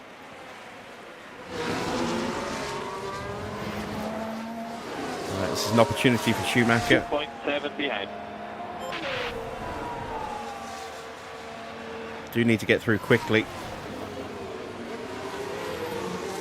And that is the perfect situation for us there. Albon got through on Sargent. He'll get the DRS. And now we can hopefully follow through.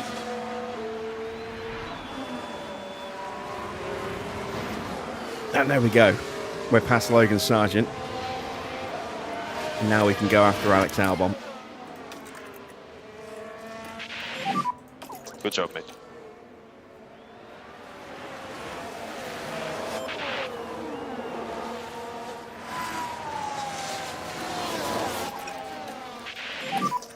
Copy.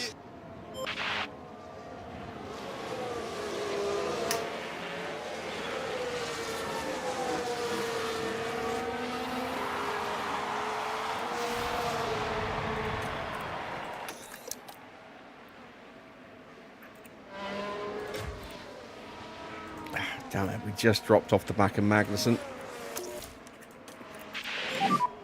Copy, copy.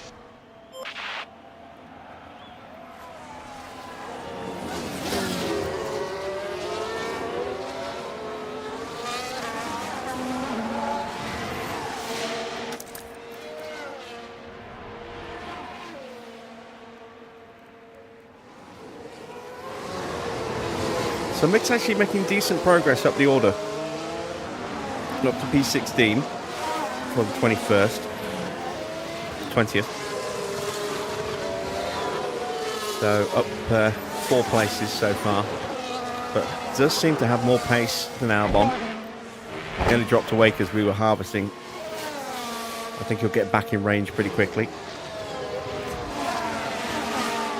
Pourchaire is still struggling.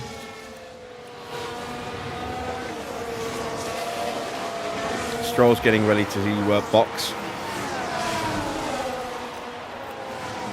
Just going to give him a little extra squirt of everything he's got. I would like to try and get past Stroll before he boxes, if at all possible. Get that extra confidence.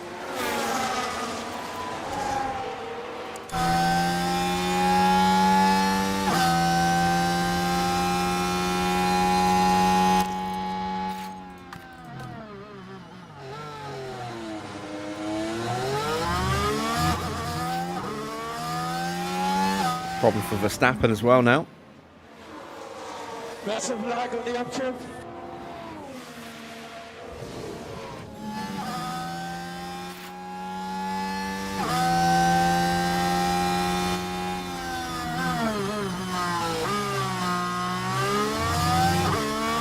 And there's our first pit stop. It's Checo.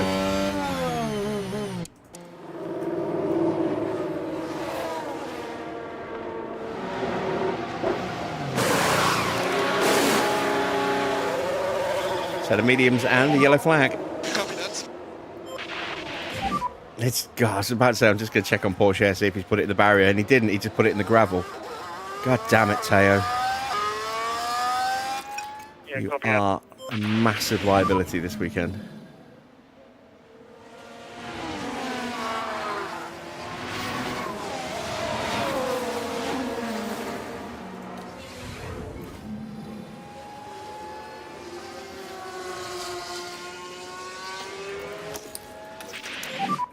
Copy.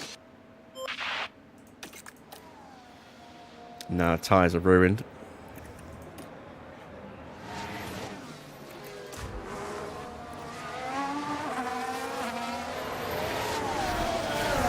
Checo's come out just behind Logan Sargent, gets through. He's going to be pushing past Schumacher in a minute.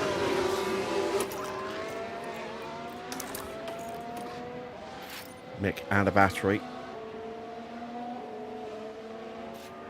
Just not able to get on Albon because Albon's all over the back of Ocon getting that slipstream. Russell into the pits.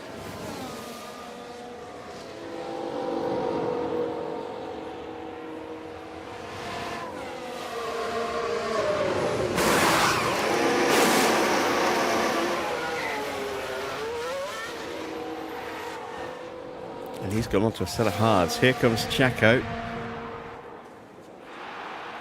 And it's another yellow flag. Don't be Teo. It's not Teo. It's Magnussen.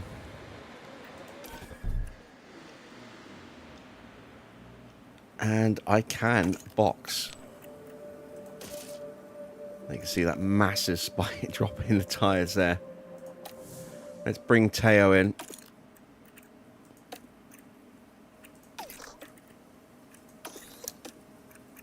Take this opportunity to do some harvesting and some fuel saving.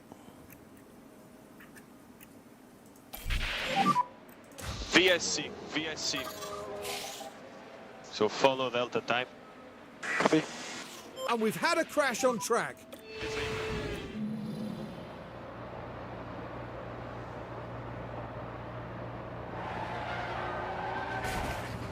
Doing his best impression of Teo Pourchaire, who's done that twice this weekend.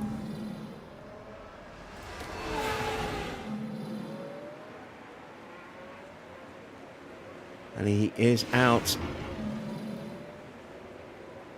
Let's see what he has to say. Come on.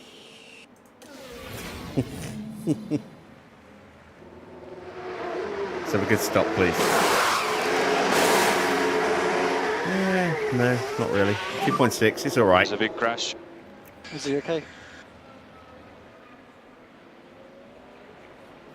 See, everyone Still quite at a front few is debris coming on in. track. I am tempted to box Mick.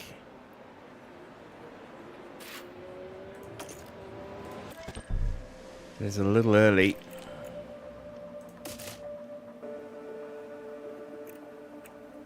But I'm going to do it. Might as well. Everyone else is going to be boxing. Oh, God, you want to quiz me. Box now, push to box. Copy box.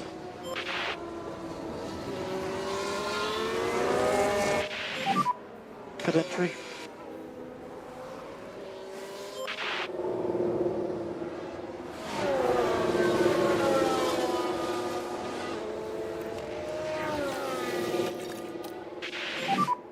Remember, we need the tires for long. Copy that.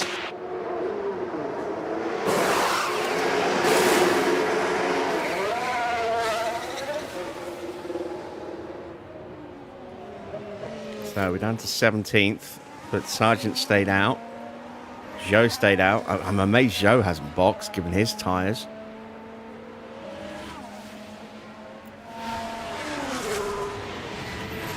Very unexpected.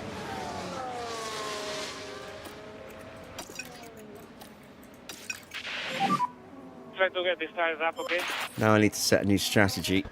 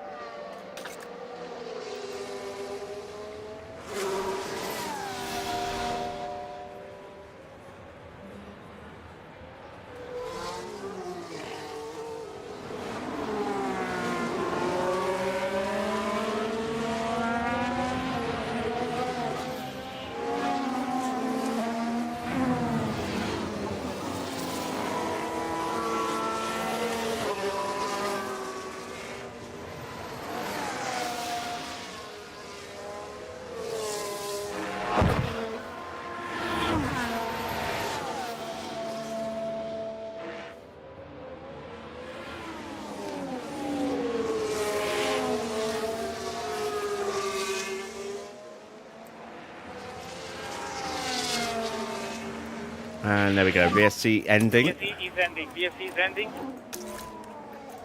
Copy, copy. And we're back to green flag running. Pourchaire is, yeah, a long way off the back of everybody at the moment. Copy.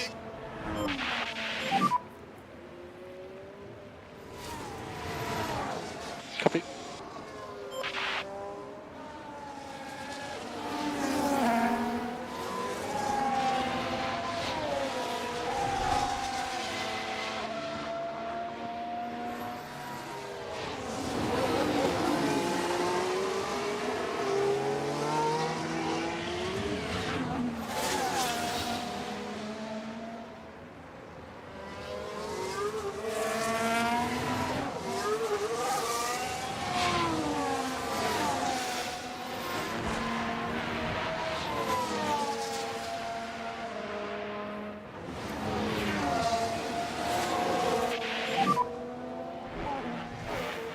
All right, we are closing in on Joe. Should hopefully get a nice, good overtake here. Hamilton's fault has got even worse. Well, yeah, right. It certainly looks like they've developed a fault. Is that Valtteri up in 6th? It is, but he hasn't stopped. That's why.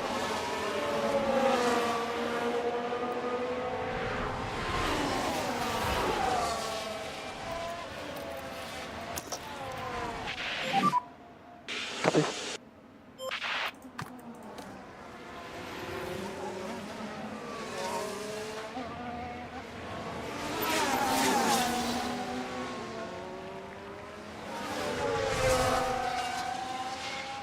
Come on, get the move done. I know Joe's going to be pushing because he's going to be boxing, but you've got so much more grip. There you go. Mick is through. Back into 17th place. Back into peak confidence. Bravo, good job.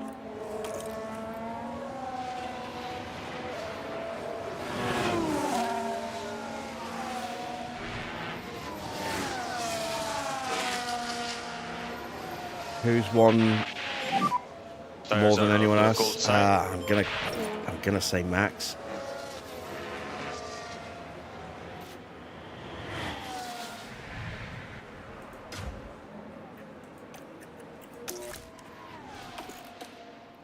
Joe is in.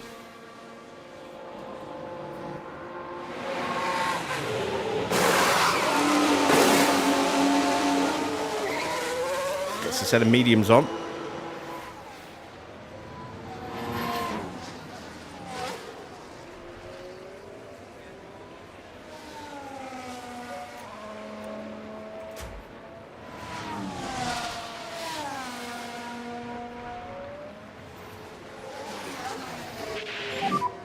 Temperature's looking stable. Copy.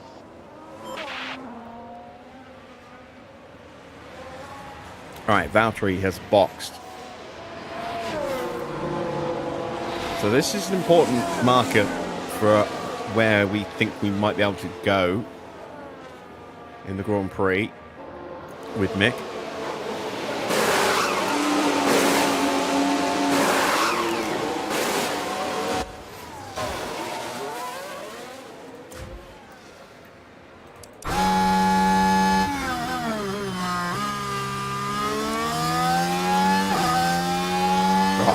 Just chopping in front of Valtteri. Let's not give him a chance to jump us.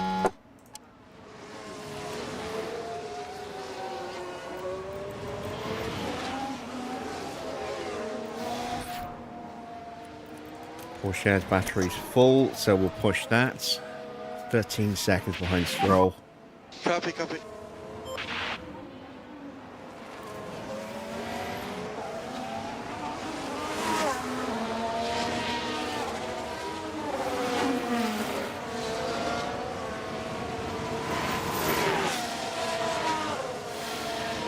Hamilton's in, but how much longer he goes in this race is questionable.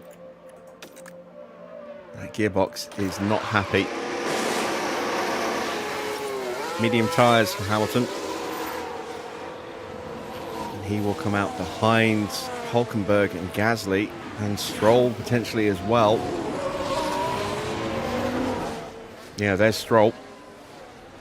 So 20th place for Hamilton. 19th, sorry. Pourchaire 20th.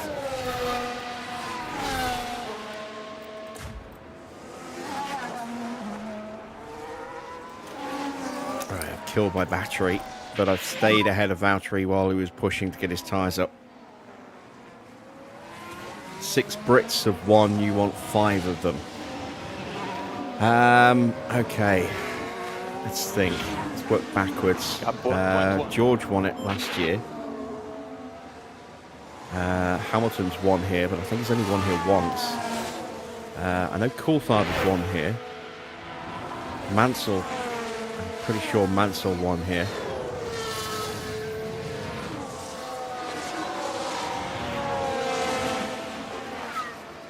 Did Irvine win here in that season when he was Ferrari's #1 driver with Schumacher out? I'm gonna gamble on Irvine as my 5th driver.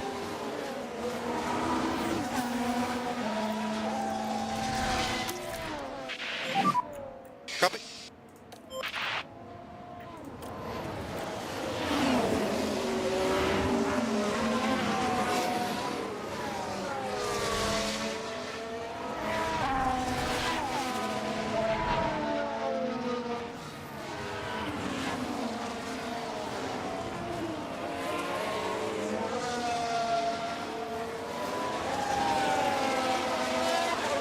I have no idea who the other one could be. I don't think we were racing here when Damon Hill was racing. He might have been. But I don't think Damon Hill ever won here. Oh, John Watson. What year was that? It's got to be sometime, I think, in the 70s.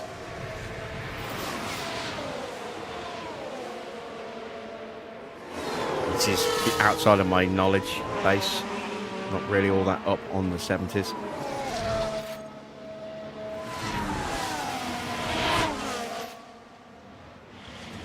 Ooh, Albon has a fault. That is good news. Why are we giving so much?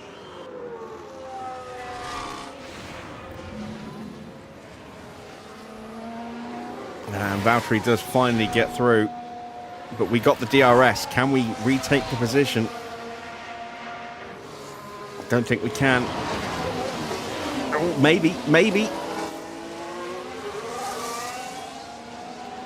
Valtteri's still alongside us. He's going to have the inside line.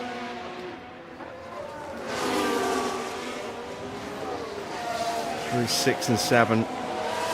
Oh, we sweep around the outside through 7. Complete the move through 8. Lovely stuff from Mick.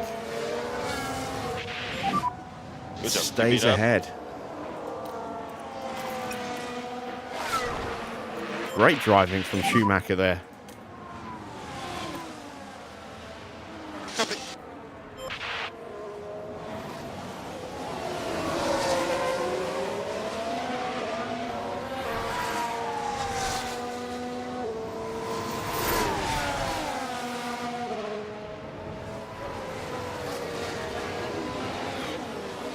Here comes Valtteri again. This time I think he might well get us.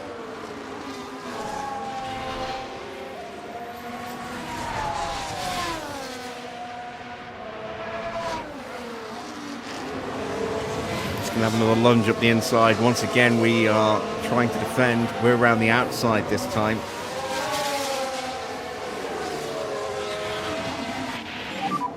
The car is coming to us. And it's Valtteri who completes the move this time. All right, let's harvest.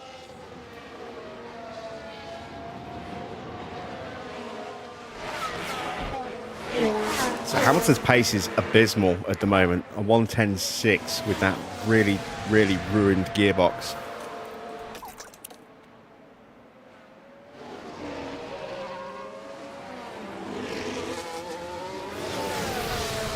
So that means Pourchaire will go up to 19th because he will catch him eventually.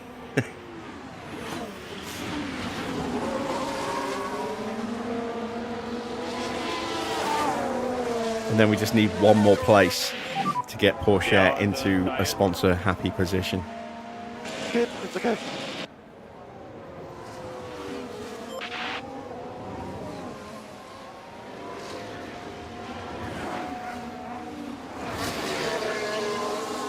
Six drivers have won here twice. You want 4 of them, and if I tell you who's won 3 times, you'll be super impressed.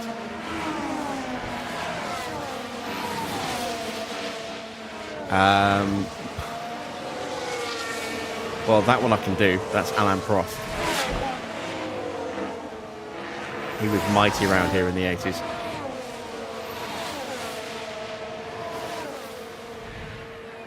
I know Häkkinen's won here twice. Schumacher's won here twice.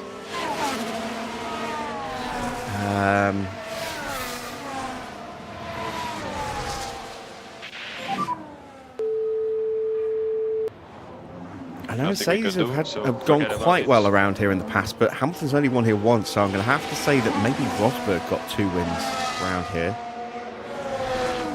Maybe Valtteri got a couple of wins as well.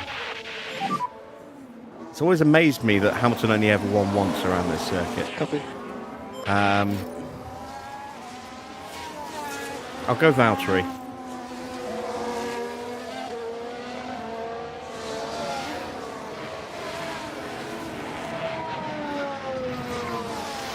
How many is that? So that was Häkkinen, Schumacher, Valtteri. Oh, that's only 3. Screw it. I may as well go Rosberg as well.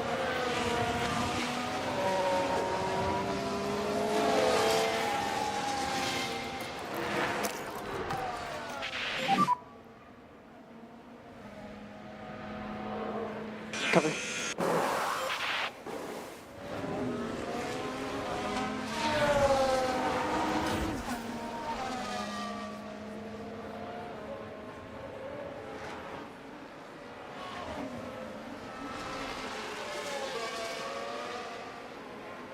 So Albon has come out behind Hamilton, and he has problems of his own. We heard him complaining about clipping. Is that battery or is that just engine? Let's have a look. It's battery.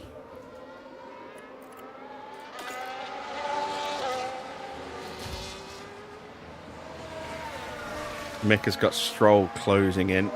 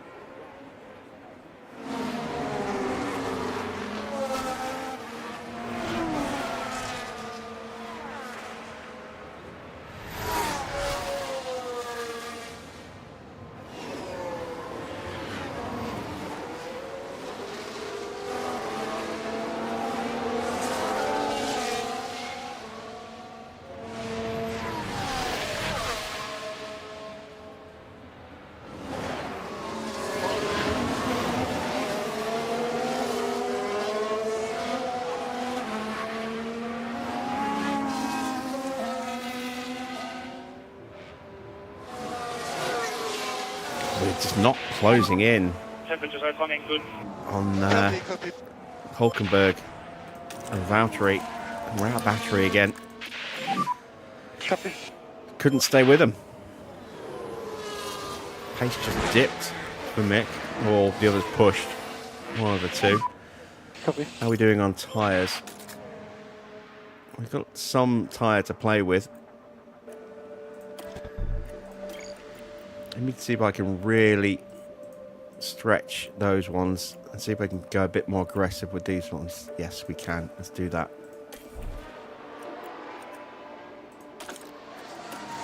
Burn up these tyres. Get our pace back up. Now, try to get a good pace. We were doing well on the softs earlier, so let's see if we can get back onto those a little bit earlier.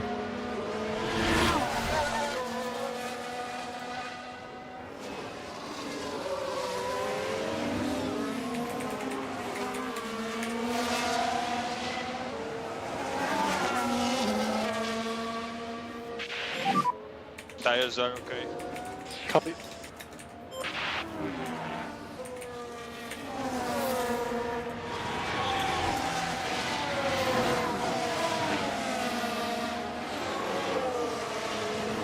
Just let everybody know that I'm still streaming for another hour or so.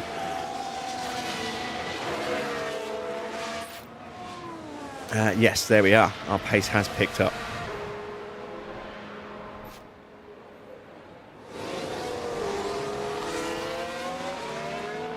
One constructor has more podium finishes than anyone else. Oh, God. I'm going to go...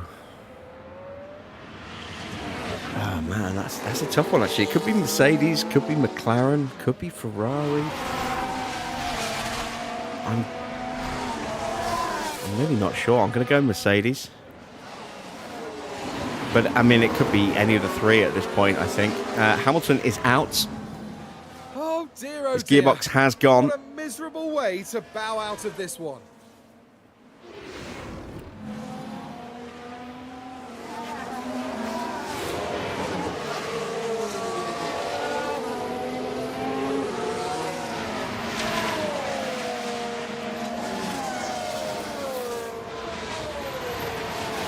And yeah, we can go soft on Pourchaire as well. So let's plot that in.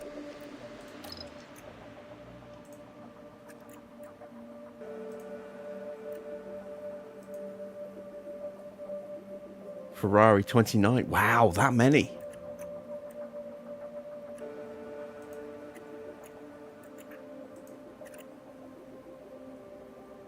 Yeah, I wouldn't have got that one.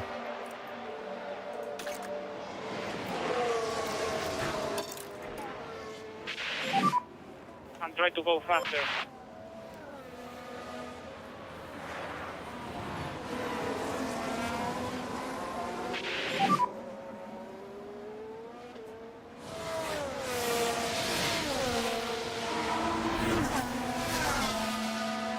Gap 1.6.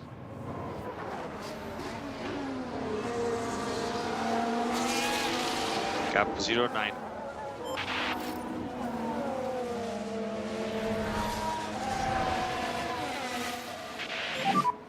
He has no DRS.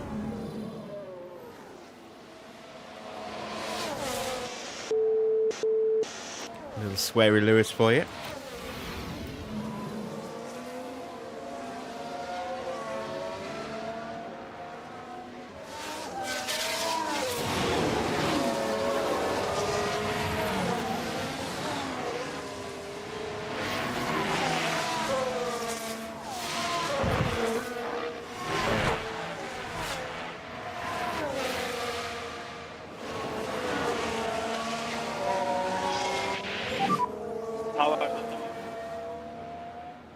Yeah, take over.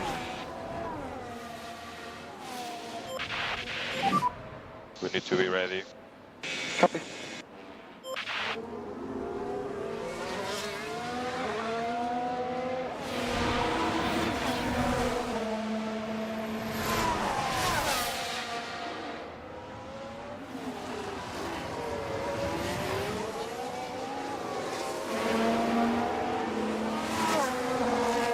Our pace has just dropped a little bit again. Annoyingly. Just when we were looking like we were getting back on terms with Hulkenberg and Valtteri and Ocon. Sorry, yeah. We kind of lost some ground again. I wonder if it's because we're having to defend against Stroll. Let's see if we can break away from them a little bit. Copy. Take some of the pressure off. Copy. And let's actually Close just the gap. hammer these tyres now. Last one, you're going to name a country. You want the name of the driver who's been on the podium but hasn't won. Oh, okay. Depending on how far back we're going, this could be He has no quite DRS. tricky, but I'll give it a go. Spain.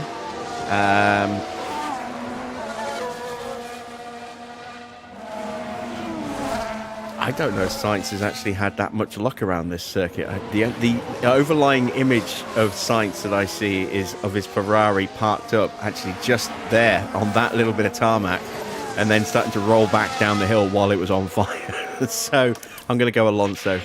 I don't think he's ever won around here, but I'm sure he will have put himself on the podium at some point.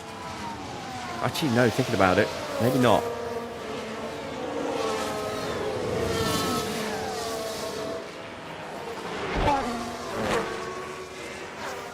Because when he was in Ferrari, I don't think we even ran here. Yeah, I'll go with Sainz. Just simply because I don't think Alonso was in a car that was quick enough to get on the podium at any point.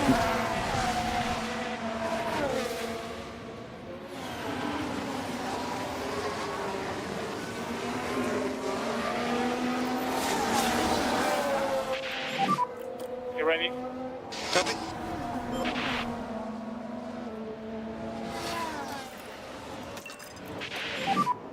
Come on, let's push. Copy. Go on. Get the move done. Lovely. Haven't completed the move yet. Oh man, look at Perez Doing a good job. Come on. trying to find his way through as well.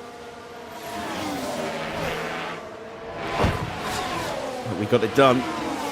Good stuff. Australia. I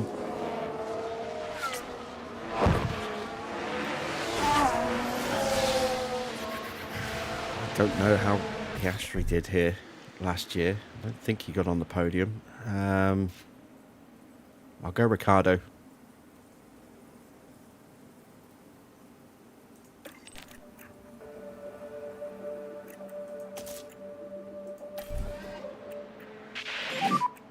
Okay, box. Copy. Box.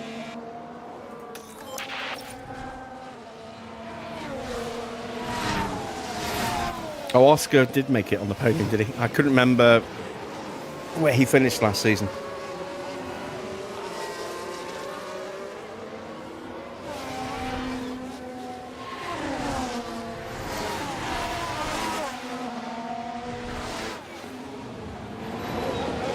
Ooh. Oh, that was orange for a second then. That was weird. Brazil.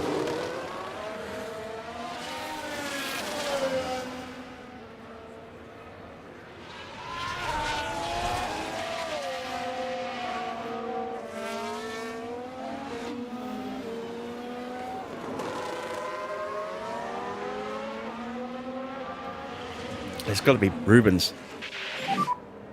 Box. Who famously had to pull over and let Schumacher through.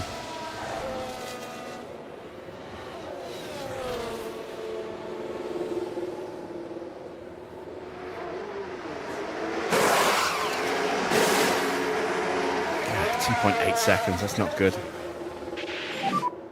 Watch out the line. And we're going to come out behind Tsunoda and Leclerc, who are battling for the lead. Tsunoda is fighting for the win here. And we are interjecting ourselves into that fight. We're a lap down, so we now have fuel to spare, although these guys will be boxing soon.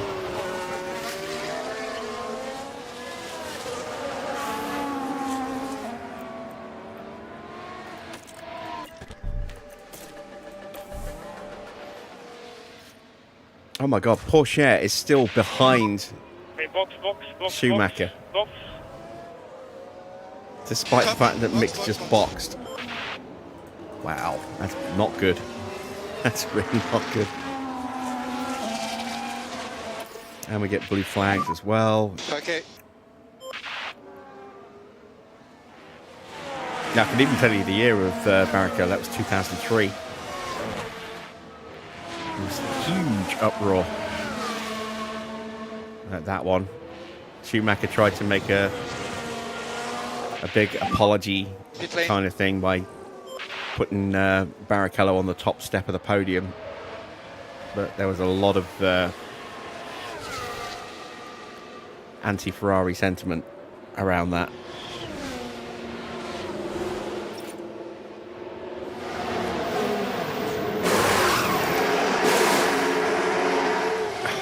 2.8 second stop. There are 4 more. Well, I'm pretty sure Senna's another one. Let's see. Massa might be another one. And I wouldn't know about another one on top of that, off the top of my head.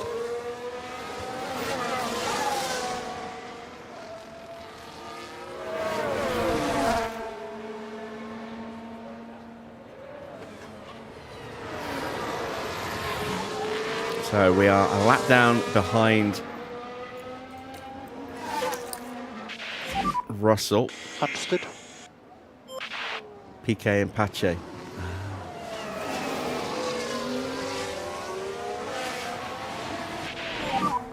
The tires are now in the window. Come on. Yeah.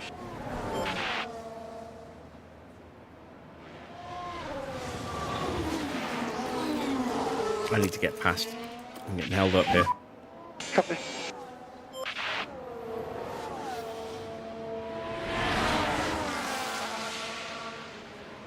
Come on, make the move. He's not going to make the move. Damn it. Copy. I think I'm going to have to try and force my way through here with driving in clean air. Give me a moment to think that one through. Copy. Farah. Copy. Come on, don't get blue flagged. Don't get blue flagged. Ah, damn it. This is the downside to boxing Copy. and coming out right behind slower, but, Okay, copy. you know, cars on the lead lap. I've got to get through.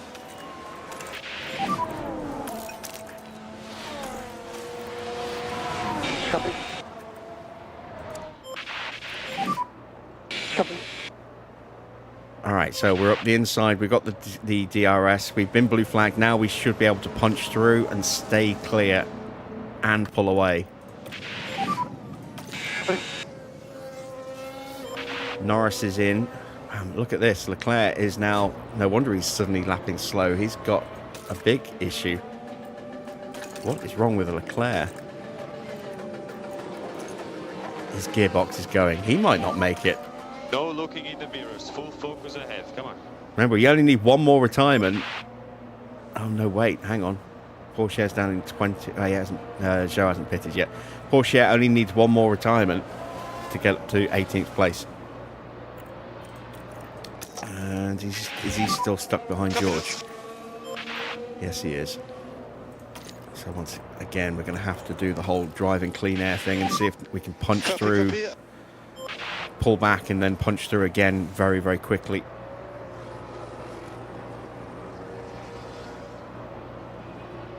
Otherwise, we're just going to lose a ton of time behind George. Pressures and temps looking okay. His tyres are gone. Schumacher moves Let's past have a look at Valtteri. that. Now we're watching the action closely here. Can they squeeze by? Not even close. Did we get Valtteri coming out the pits? I think we did. Yes, we did. So there's that blue flag. We've got the DRS. Can we get close enough to have a run out of turn 3?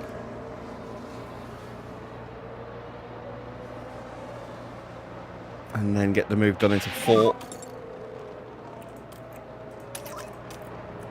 Copy. Copy, copy.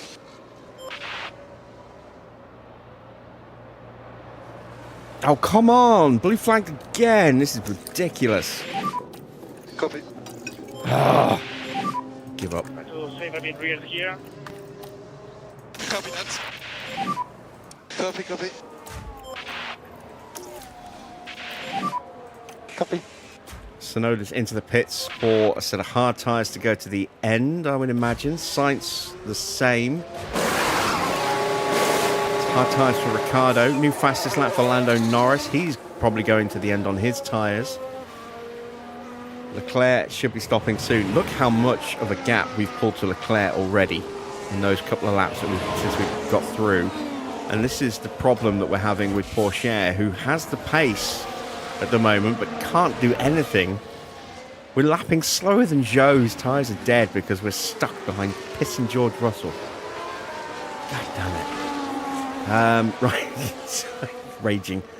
Let me think. Germany. Well, we've already ruled out Schumacher and not Hulkenberg.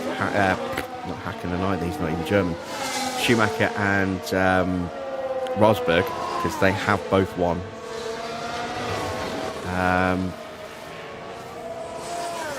Sebastian.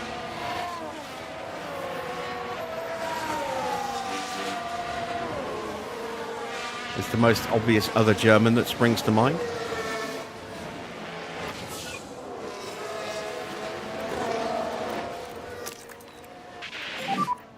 Copy. Any good pace?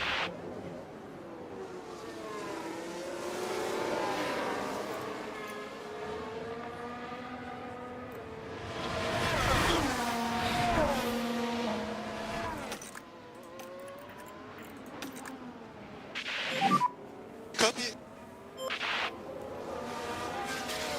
Come on, let me through and let me stay ahead. This is ridiculous. Losing so much time here. Copy. No! God damn it! Again!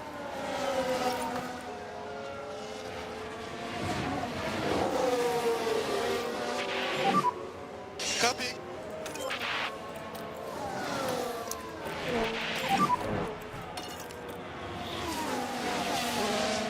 Copy, copy. Ridiculous. I'm just going to get blue flagged into oblivion here. Remember the rear? Copy.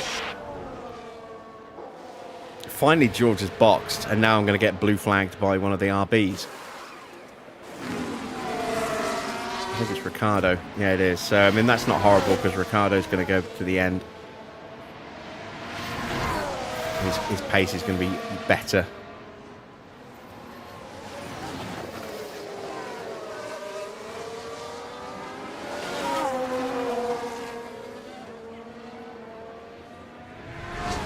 I still think we've got the potential for more pace than 108s. Mick, ready to make a move on Logan Sargent? Copy. Finland.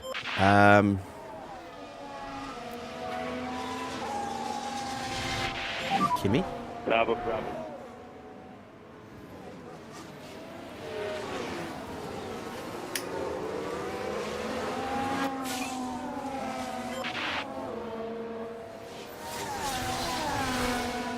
Again, we can rule out Hakkinen because we know Hakkinen won here. So, Kimi. The only other one I can think of off the top of my head. Oh, Keke. I always forget that Keke Rosberg's finish. Good, it's okay.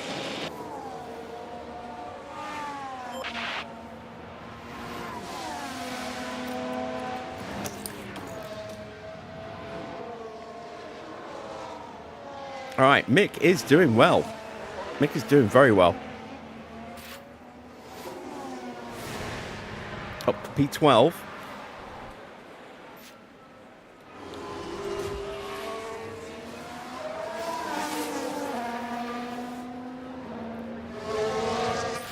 Pourchaire's going to need a retirement. I don't think he's got the pace now to actually catch and pass anyone. Sargent still hasn't boxed, but Sargent is about half a lap ahead of him.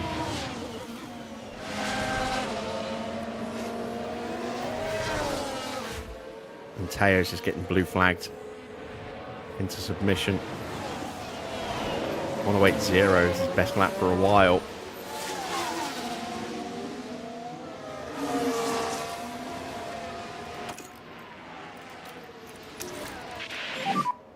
Copy.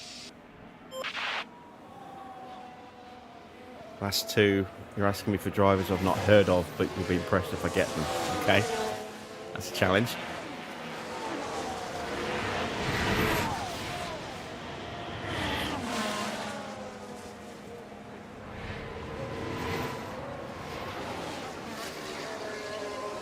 Italy.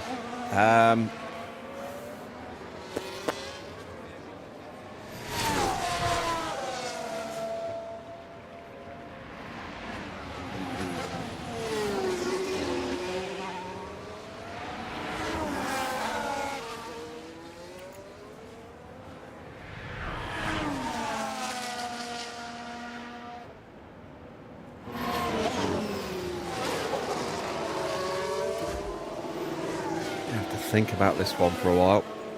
I think Ascari was out of F1 before we even came here, so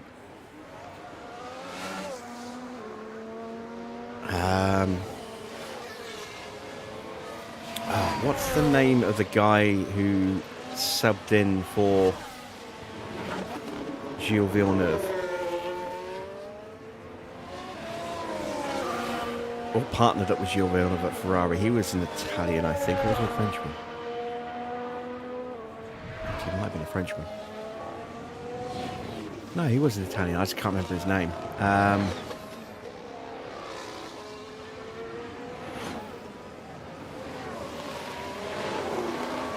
That would be my guess. I can't remember his name.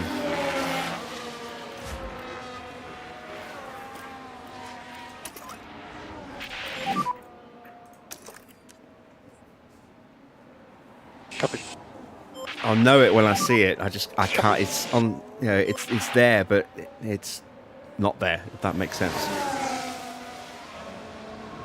He's the only one I can think of.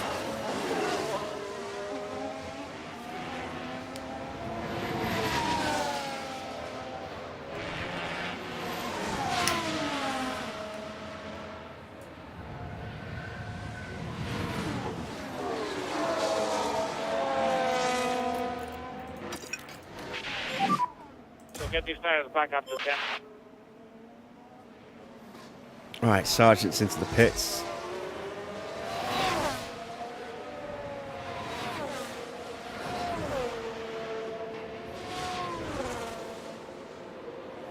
Okay, what's the final country?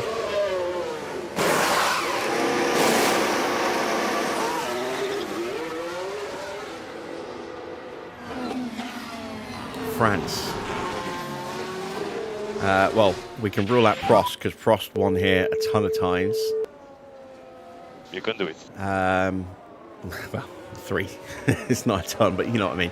I don't think it's going to be Panet. I don't think it's going to be Gasly or Ocon.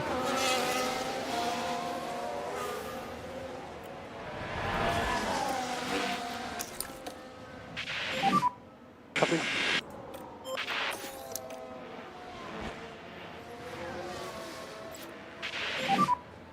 Oh, that's a fault for Gasly. Some vibration.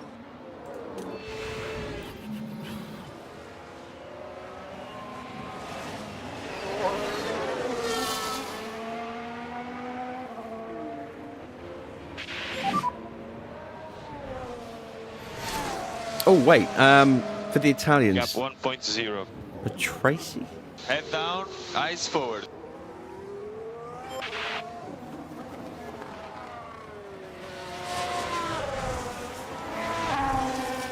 Yeah, I'm going to go Riccardo Patrese for one of the Italians. It's not the one I was thinking of earlier, but I'll go with Riccardo Patrese for the Italian.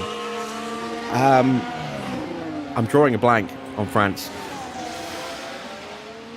So I'll have to pass that one.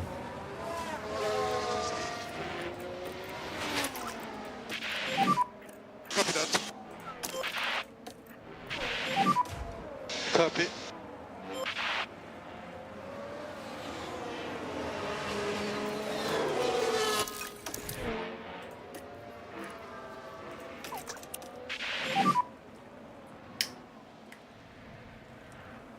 Copy.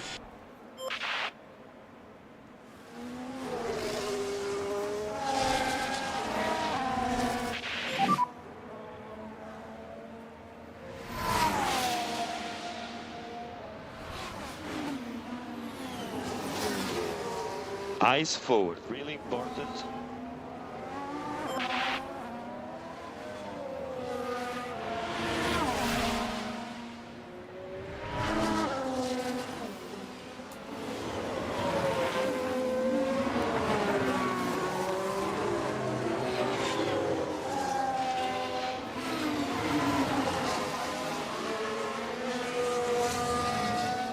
No, give me the answers.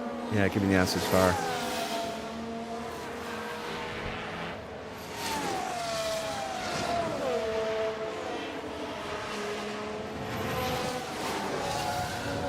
Right, Albon's into the pits. There's Mick. Oh, Michele Alboreto. I didn't even think about Michele Alboreto.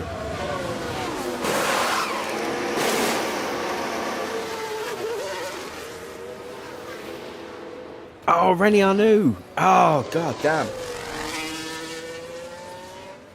Yeah, I should have got that one.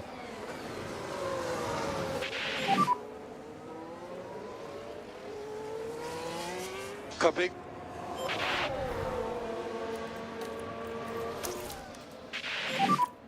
Copy. Fabi is not the guy I was thinking of when I was talking about Villeneuve's partner. So, yeah, I wouldn't have got that one. And Patrese was a Hail Mary that I didn't think would be right, but it was the only Italian name I could think of. So yeah, some tough questions at the end there.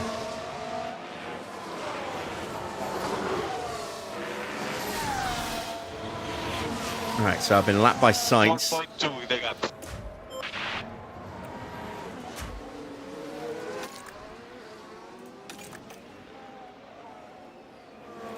Couple more laps and we'll be boxing.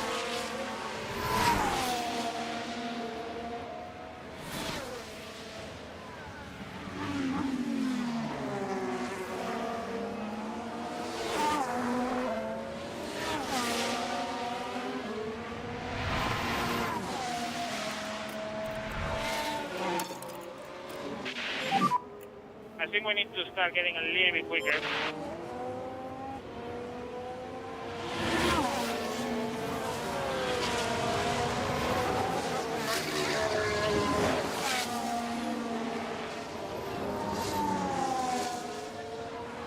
Any more questions, or is that the lot for tonight?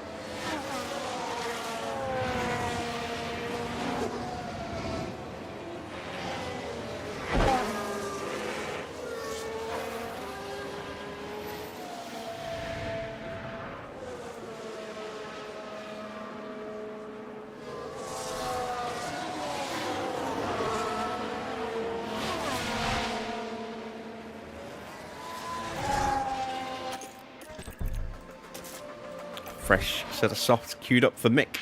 He'll be in at the end of the lap. Okay. Copy for box. Pace has definitely suffered in the last few laps. Pourchaire is going to be in next lap. Let's push. Copy, copy.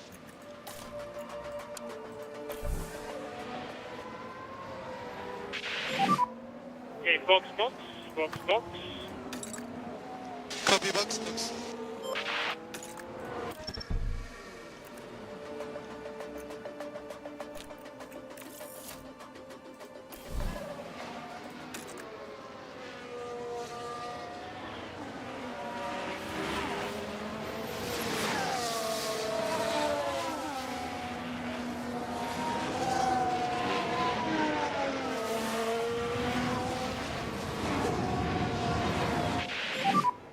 Copy, penetrate.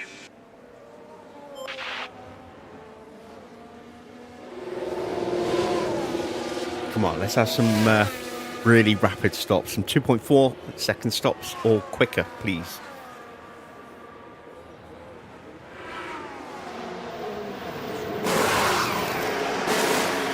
Nope, 2.7. So I think 2.5 Watch out, white line on P10. is our best stop so far. I don't think that's going to be good enough for points today. Teo's in next lap.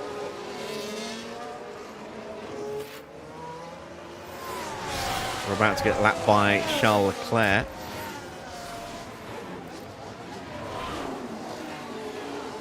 And then, is that Albon behind us? Or is that no, it's Sargent behind us. Sargent sneaks his way through. Damn you, Logan.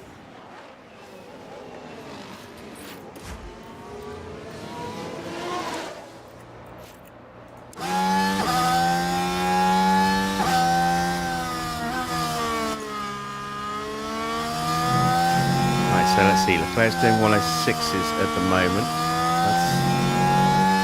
That's pretty quick.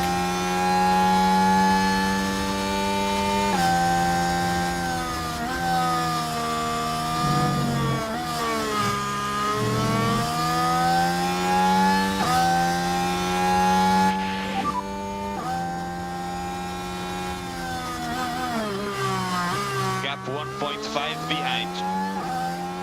Come on. All right, here we go with Teo's final stop.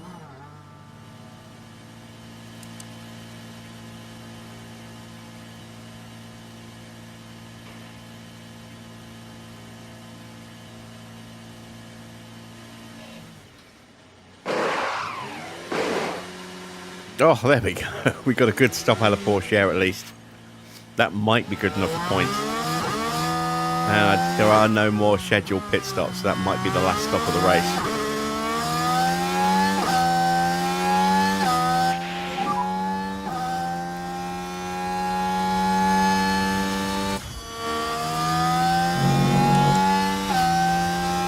You have a 7-second gap.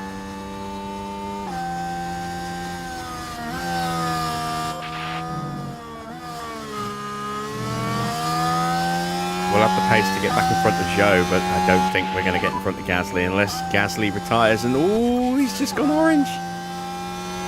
Gap 07. No looking in the mirror, only ahead. Come on.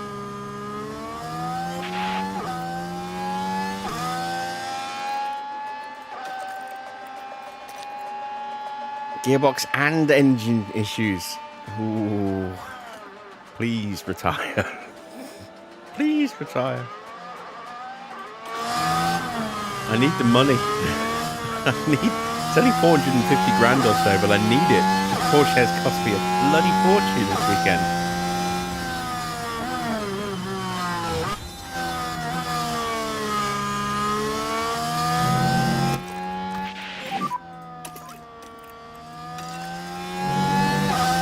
Okay. We are much faster than him. Come on.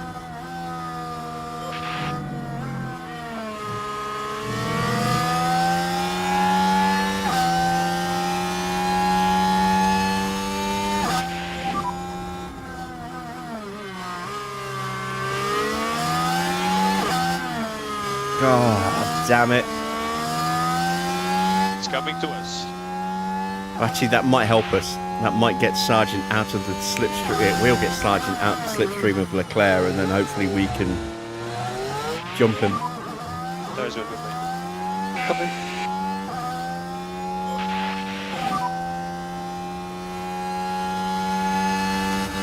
Copy.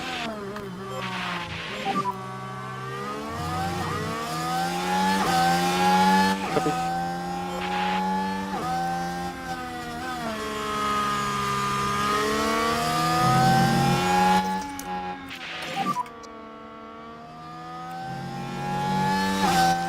Okay, copy.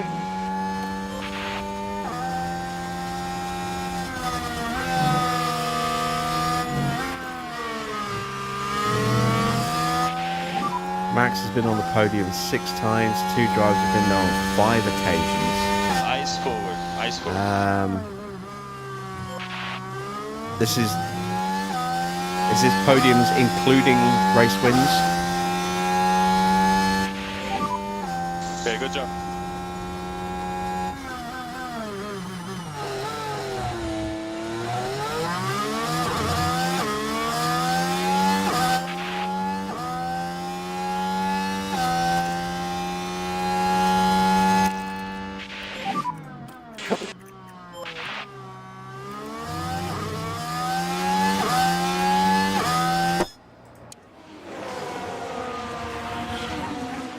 Podiums irrespective of position.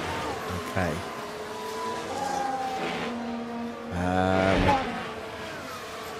I'm going to go with Prost then as one of the options. Given that he's got 3 wins, it's not inconceivable to think he will have picked up another 2 podiums.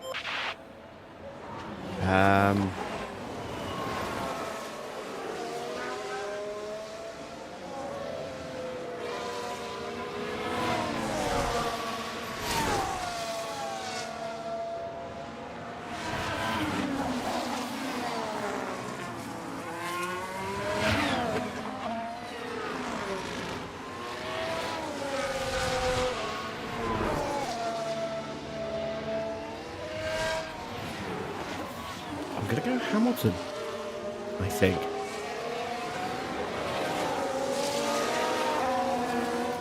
I know he's only had the one win, but Rosberg and Valtteri both got wins around this circuit, driving for Mercedes. And I've got to imagine that Hamilton would have been up there on the podium with them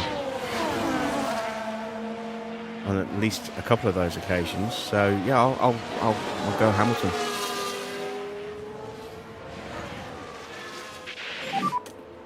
Yeah, copy. Copy. Copy.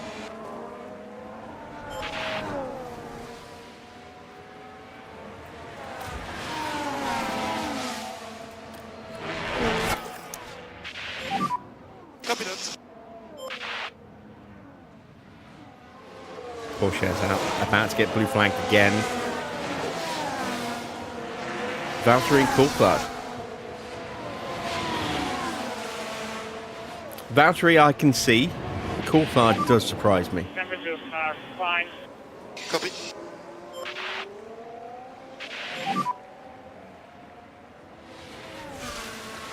Yeah, I think he's a one-time winner around here, but I wouldn't have thought he would have got on the podium another 4 times around this track. Fair play to him.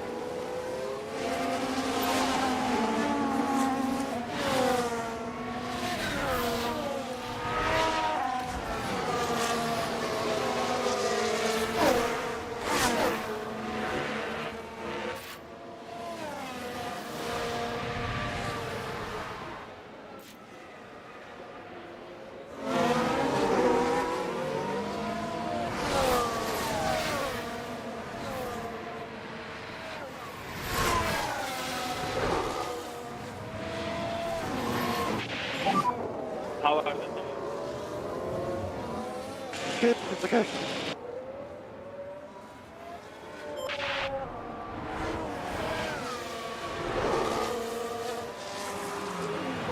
Now we've got a fault in the ERS. I'm not surprised.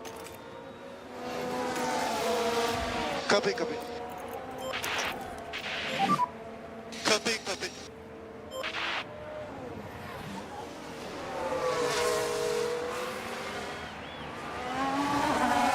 Right, have I got enough pace to get onto Gasly in the remaining 8 laps after this one? Probably not.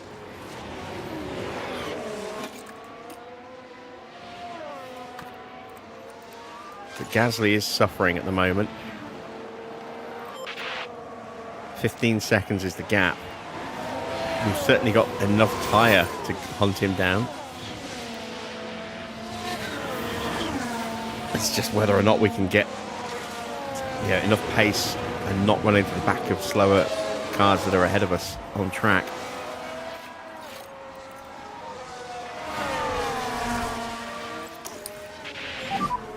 Copy. Now Max is struggling with a fault. It's not only options, it's adoption. His gearbox is packing in on him as well. Lots of cars suddenly on the verge of falling apart. Max, Charles, Albon and Gasly.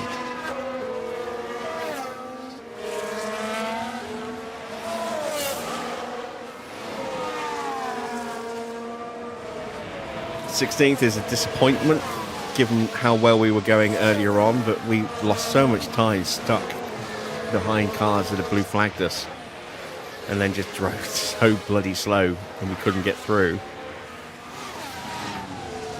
That yeah, I'm disappointed. I would have liked to. We should have been here. We should have been up here with Valtteri and Albon, but it fell away from us.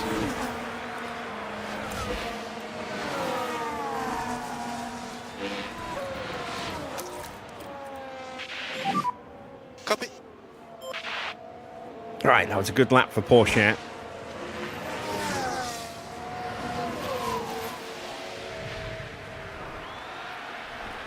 It took 2.2 seconds out of Gasly on that lap. It's 12.5 seconds.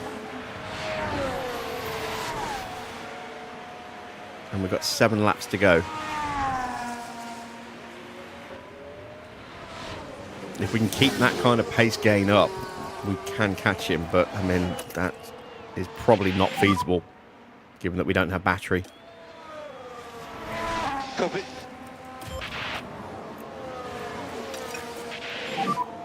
Head down now, try to get a good pace. And all these blue flags are killing our chance of actually moving further forward with Mick. We've been done by Oscar recently. Now we've got George steaming up to the back of us. Copy. And there we go. We let George through. I think we'll be safe from Alonso, but it's just frustrating. It's every time we try and make a step forward, we end up dropping back multiple seconds.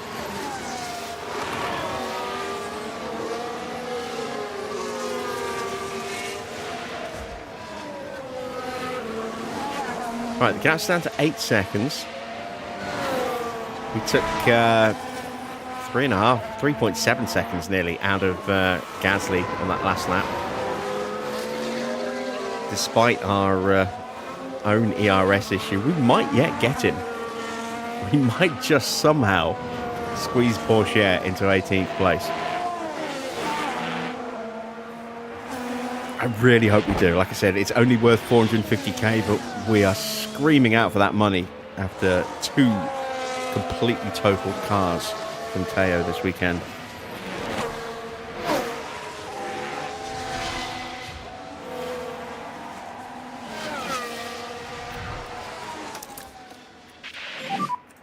Copy. Another 2.1 seconds. We have a yellow flag. Who's that for? Watch for debris. Right, so this was the 4th corner. Oscar.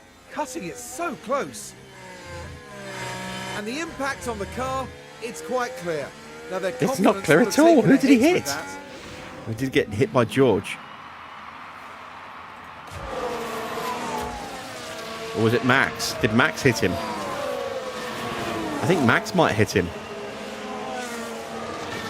Yeah, his front wing's broken. He's got no end plate on the right-hand side of that front wing. So that's both McLarens that Max has had a tangle with this weekend. Because he had a tangle with Norris right at the beginning. And now Norris has gone orange. Copy. 5 laps to go and everyone's car is hanging on by a thread. That's Leclerc. That's Piastri. That's Norris. Max. Okay, so Max is actually in much better shape than I thought he was. Who else?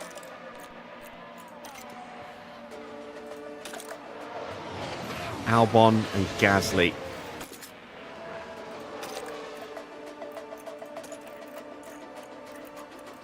That's Gasly.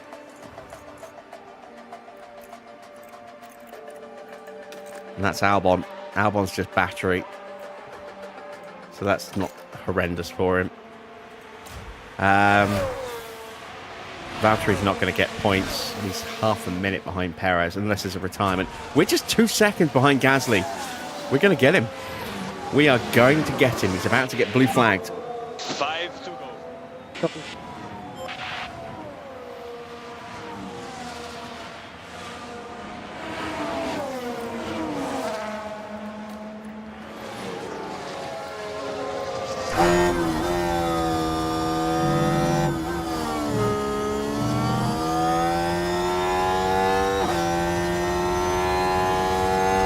Oh, and that's it. That's the retirement for Gasly.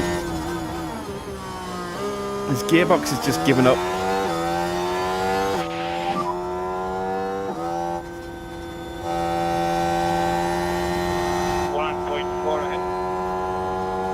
Just do your best. Come on. And we will get the positive boost of the overtake as he makes his way back to the pits. Gasly's out, so we can stop pushing the fuel. Now we can see what happened. Any smoke from the back Now of that this was at Alpine? turn I 3. didn't see any. The opportunity begging to be taken. No, just no acceleration at all. overtake is made.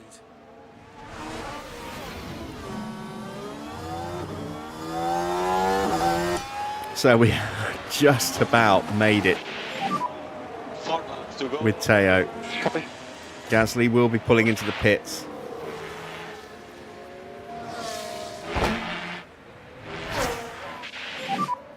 Same fuel. Copy, copy.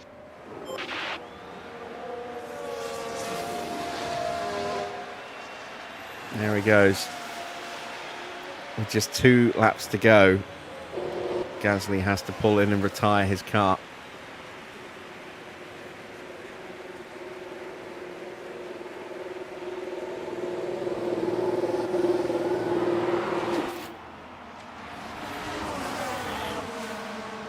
We're back with Schumacher.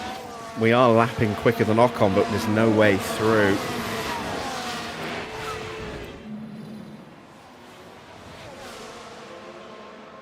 Gotta be kidding me.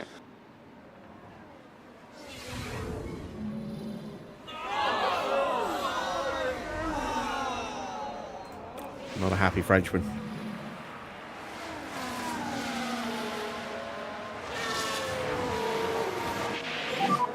How are the tires? Starting to feel the fronts a bit. Everything you have, come on. Copy. Sainz picks up a fault now. Sainz is going to win, it would seem. I got a misshift, I don't know why.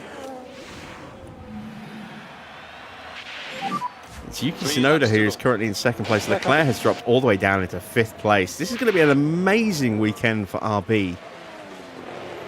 They were, what, 4th and 7th in the sprint. They're going to finish on the podium here tonight and in 4th place as well.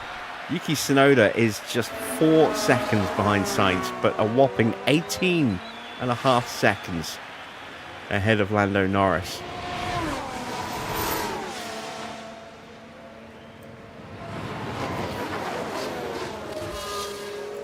This is a thoroughly disappointing result for Schumacher.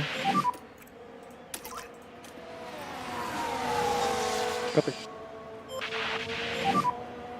Copy.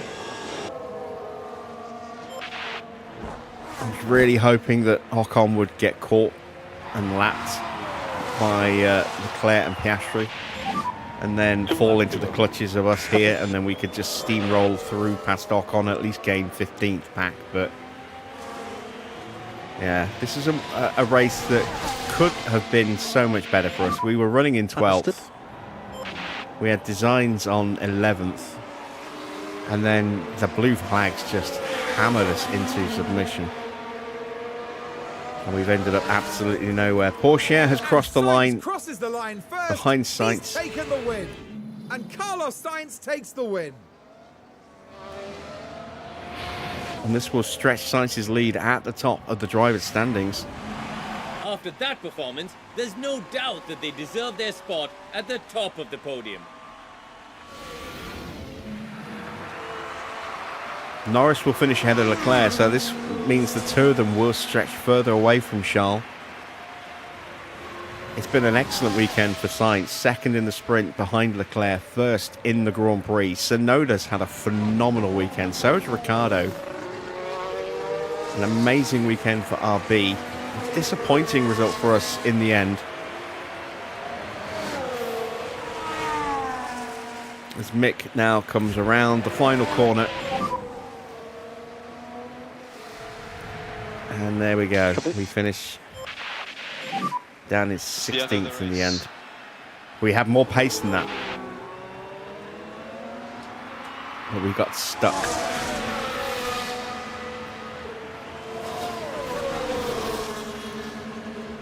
Maybe a 2-stop would have been a bit better.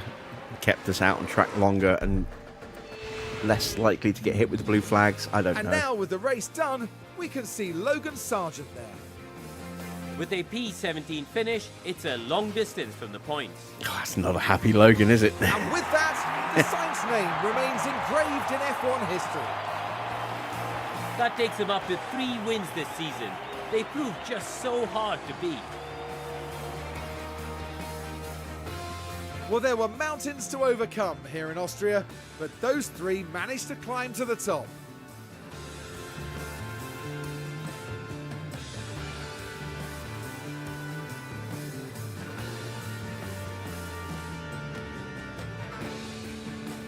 Well, Karun, how do you think they'll be feeling in the team garage at the end of that? It was a strangely mixed weekend for them. We saw one driver put in a strong performance, but it was a different story for the other. Definitely positives there though. And that's it for this weekend here in Austria. For the next round, we're heading back to the heart of the UK. Get ready for a race to remember in Silverstone, the cradle of Formula One. So, confirmation of the final result then. It is up 5 places and the win for Carlos Sainz ahead of Yuki Tsunoda. And then Lando Norris. Ricciardo up 7 places to finish in 4th ahead of Charles Leclerc, Oscar Piastri and Max Verstappen. George Russell takes 8th. 9th is Fernando Alonso. Perez drops down into 10th place, so not a great weekend for Red Bull at all. Very much embarrassed by their sister team this weekend, despite Max getting the fastest lap. Then down in 11th place is Valtteri, first car lap, so only the top 10 stayed on the lead lap. Albon finished in 12th, 13th was Hülkenberg, 14th for Stroll, 15th for Ocon, 16th for Schumacher, but could have been so much better. 17th for Sargent, 18th for Pourchaire. 2 laps down, unfortunately. Zhou also down 2 laps in 19th, and then 3 retirements. Pierre Gasly's gearbox giving up towards the very, very end of the Grand Prix. Hamilton's gearbox also complaining, and Magnussen crashing out at turn 10 into the barrier and wrecking his car in a move very reminiscent of Porsche. In the driver's standings, Sainz moves back into top spot and has picked up 32 points across race and sprint this weekend. So he's on 225, 9 points clear of Lando Norris, who drops down into 2nd place. Charles Leclerc, 18 points gained this weekend, so has lost ground not just to his teammate, but to Norris as well. He now sits 18 points behind Norris. Then it's Max, just 11 points across the whole weekend. He stays 4th, 160 points for him now. 11 points also for Oscar Piastri on 112. Perez picks up just 2 points this weekend. Very disappointing for Red Bull. 73 points for him. Yuki Tsunoda moves up into 7th place with a whopping 23 points. Only one driver outscored him across the whole weekend, and that was Carlos Sainz. So what a great weekend for Yuki Tsunoda. He's on 62 points, 2 ahead of George Russell, who despite picking up 4 points drops down into 8th place. And it's a good weekend for Ricciardo as well. 14 points for him. He's now on 44 points and jumps over Lance Stroll. And Alonso, with 2 points, moves above Lewis Hamilton. Pourchaire stays in 13th ahead of Albon and Bottas. Then the non-scorers. Hülkenberg stays in 16th ahead of Schumacher. Then it's Ocon, Gasly, Sargent, Magnussen and Zhou at the bottom. In the constructor standings, 50 points for Ferrari this weekend. Big return of points for them, 18 more than McLaren. They're now on 423 points and are 95 points clear of McLaren, who sit in 2nd on 328.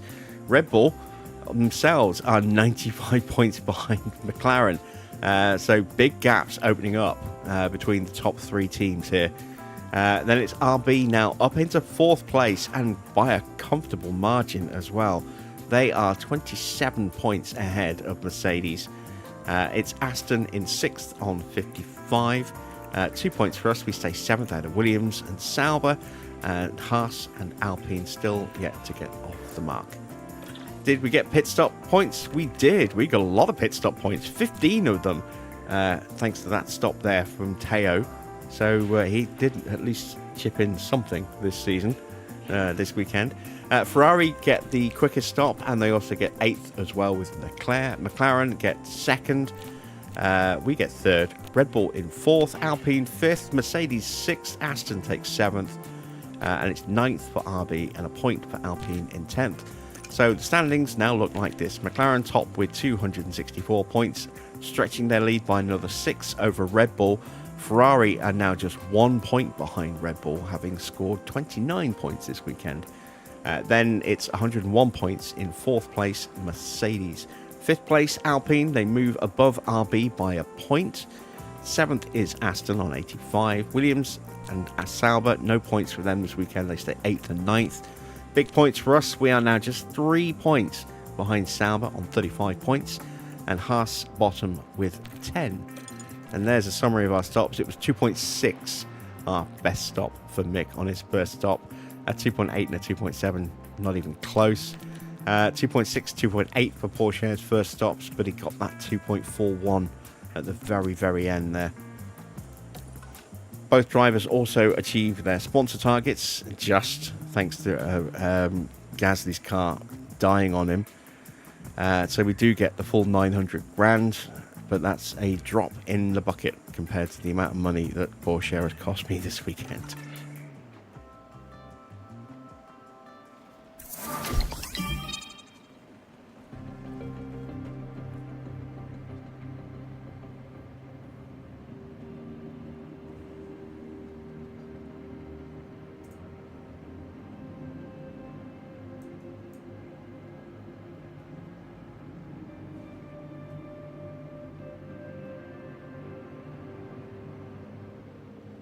So it's an extra rating point for Schumacher. He's up to an 80 overall. Thank you, Mick. Doing a good job for me. Let's check the inbox. Extended deadline on the front wing. By how much? 12 days. I'll be ready on the 13th. Let's have a look. 13th means it'll be there. We'll still have plenty of time to get it ready for Zandvoort, so that's fine. Not going to pay the overtime, not that we can afford to at the moment anyway. Driver updates. So Mick has gained 2 points in cornering and a point in braking, a point in defending, and 4 points in reactions for Teo. Shame he didn't gain 4 points in control. We might have to work on his control rating a little bit. Let's see what he's actually on at the moment. It's on race strategy. Yeah, let's change that.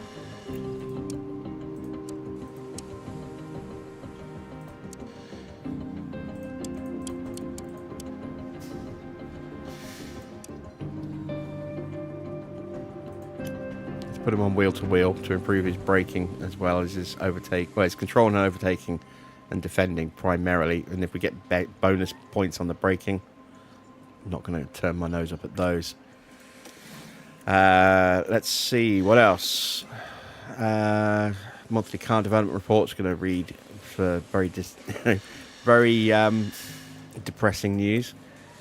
Let's have a look at the rookies. Not really bothered about the top two. I'm more focused on Tuca. He's gained 3 points in adaptability and a point in accuracy. That's not bad at all. Now, the painful email. The post-race data. So, the front wing has failed on Mick's car. I don't think I've got any of those left now. And look at the litany of destroyed parts on Pourchaire here. He destroyed a Mark II and a Mark I chassis. He destroyed a Mark II front wing, a Mark II and another Mark II rear wing. His side pods failed. He also destroyed 2 Mark II suspensions as well. Jesus. And on top of that, he also destroyed an entire set of engine components as well, and then nearly destroyed the second set as well. So, yeah, I am very disappointed with him at the moment. Let me actually have a quick look. It's Mick who is out of contract, and I am going to try and re-sign Schumacher. And I might look at offloading Teo.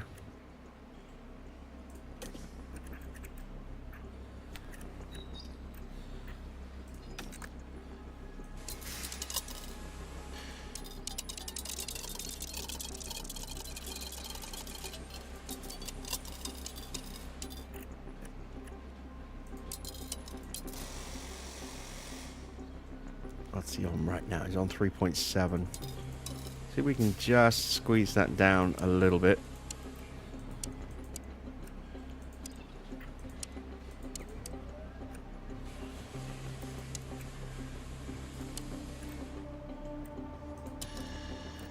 .6. We'll try it. See if we can save a tiny little bit of cash. Let's see.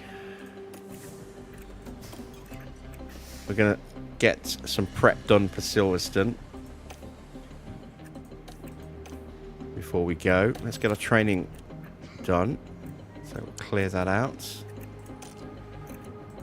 So fatigue's going to be sky high because we're coming out of a sprint weekend. Look at that, it's 59. Oh my god. So we're going to be going into Silverstone with a lot of fatigue. We're going to be coming out of there with monster fatigue. I am going to get down to below, but it's going to take me a while. That's a pain. That's a real pain.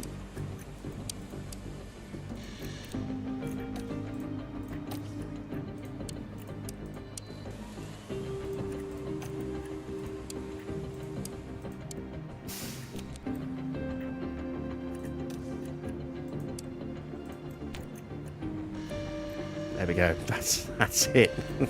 3.5 days in the first 2 weeks. I can get half a day of training in here as well.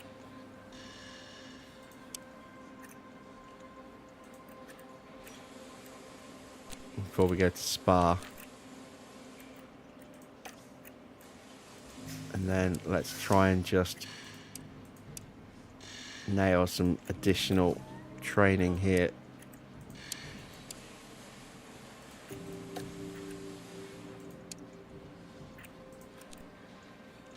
Just about get away with that. Not a good month for training because we count a lot of fatigue through, unfortunately. Couldn't be helped. When do we get our scout reports? Wednesday. Let's advance to Wednesday. So, that's Hugh Bird. We'll take a quick look at Hugh. And then if we go back and take a quick look at Ben, we can compare him to Powell. Better in communication, better in feedback, better in composure.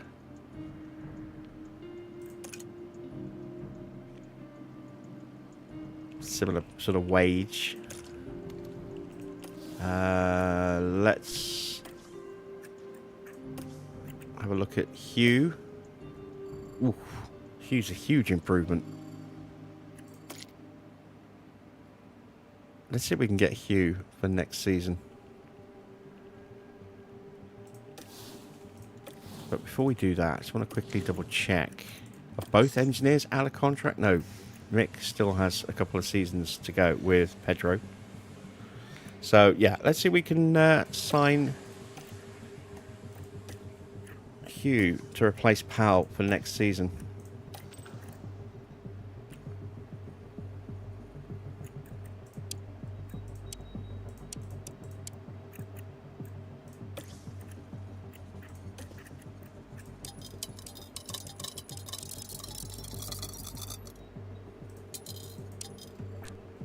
$1.1 mil. Might be able to get him cheaper than that as well. I'm going to offer him that, see what he says.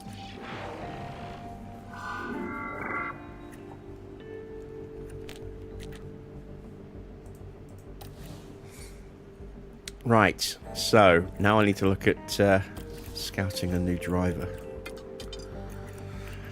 Because I am not convinced by Pourchaire.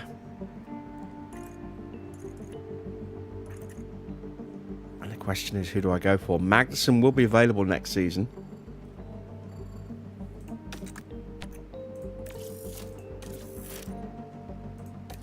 So will Ricciardo. So will Valtteri. Might try and sign Valtteri if he's not going to be... Oh, he's already got that affiliate deal lined up.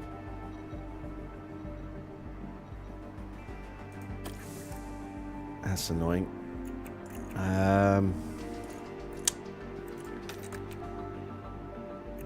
Scout Ricardo as well.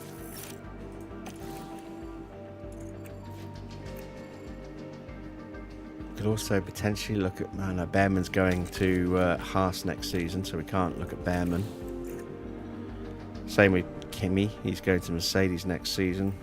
Logan would be available, but he would definitely be a step down.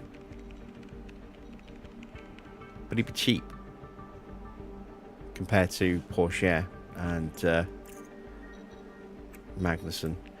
We could also Ricardo Magnussen. We could also maybe take a look at Checo.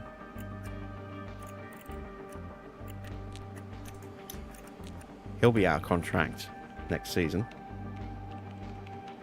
He might well be too expensive though.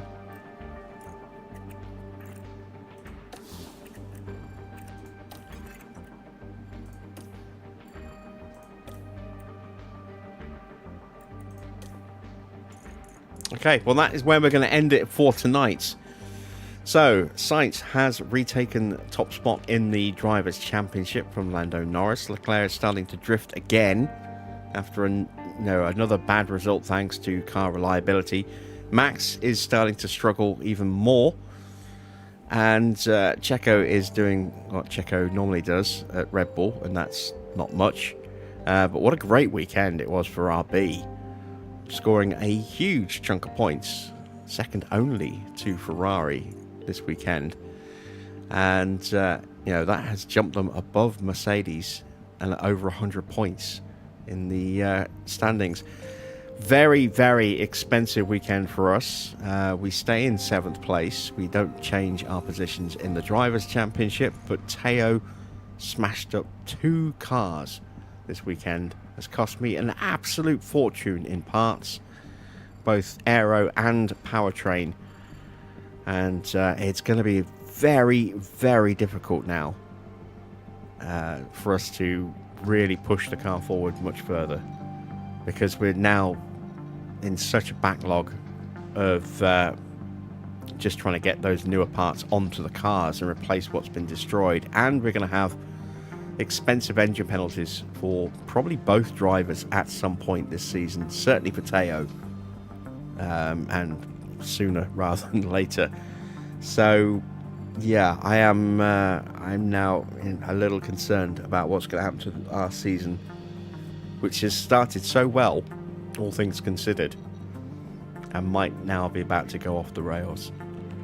Silverstone is the next Grand Prix, and that is a very difficult track if you don't have a good car as well, so Pourchaire is going to be right at the back of the grid for the race. Mick might be able to do something, but I don't know. I just don't think our car's good enough for Silverstone. I think we're really going to struggle at Silverstone. We'll just have to see what happens, I suppose. That will be tomorrow night's race, our last race of the week. We'll be going live at the usual time of 8 p.m. So hopefully I'll see you for that. Other content to keep your eye on. The new episode of American Truck Sim went live earlier tonight. So if you haven't seen that yet, make sure you check that out. We are coming to the very end of the precinct. There's only a few episodes left in that series. So if you are keeping up with that, not long left. If you have missed a few, now's your time to go back and catch up. We will start slowing those episodes down to alternate days next week, just for the last couple of episodes, I think. And Construction Sim goes live over the weekend. Construction Simulator 3 Console Edition, to be precise. They've got the first 2 parts queued up for Saturday and Sunday. So keep your eyes peeled for that one as well. And of course, we'll have another episode of American Truck Sim on Saturday. Until then, though, that's it from me. Thanks for watching. I am Jim Bob, and I'll be back with some more F1 Manager very soon.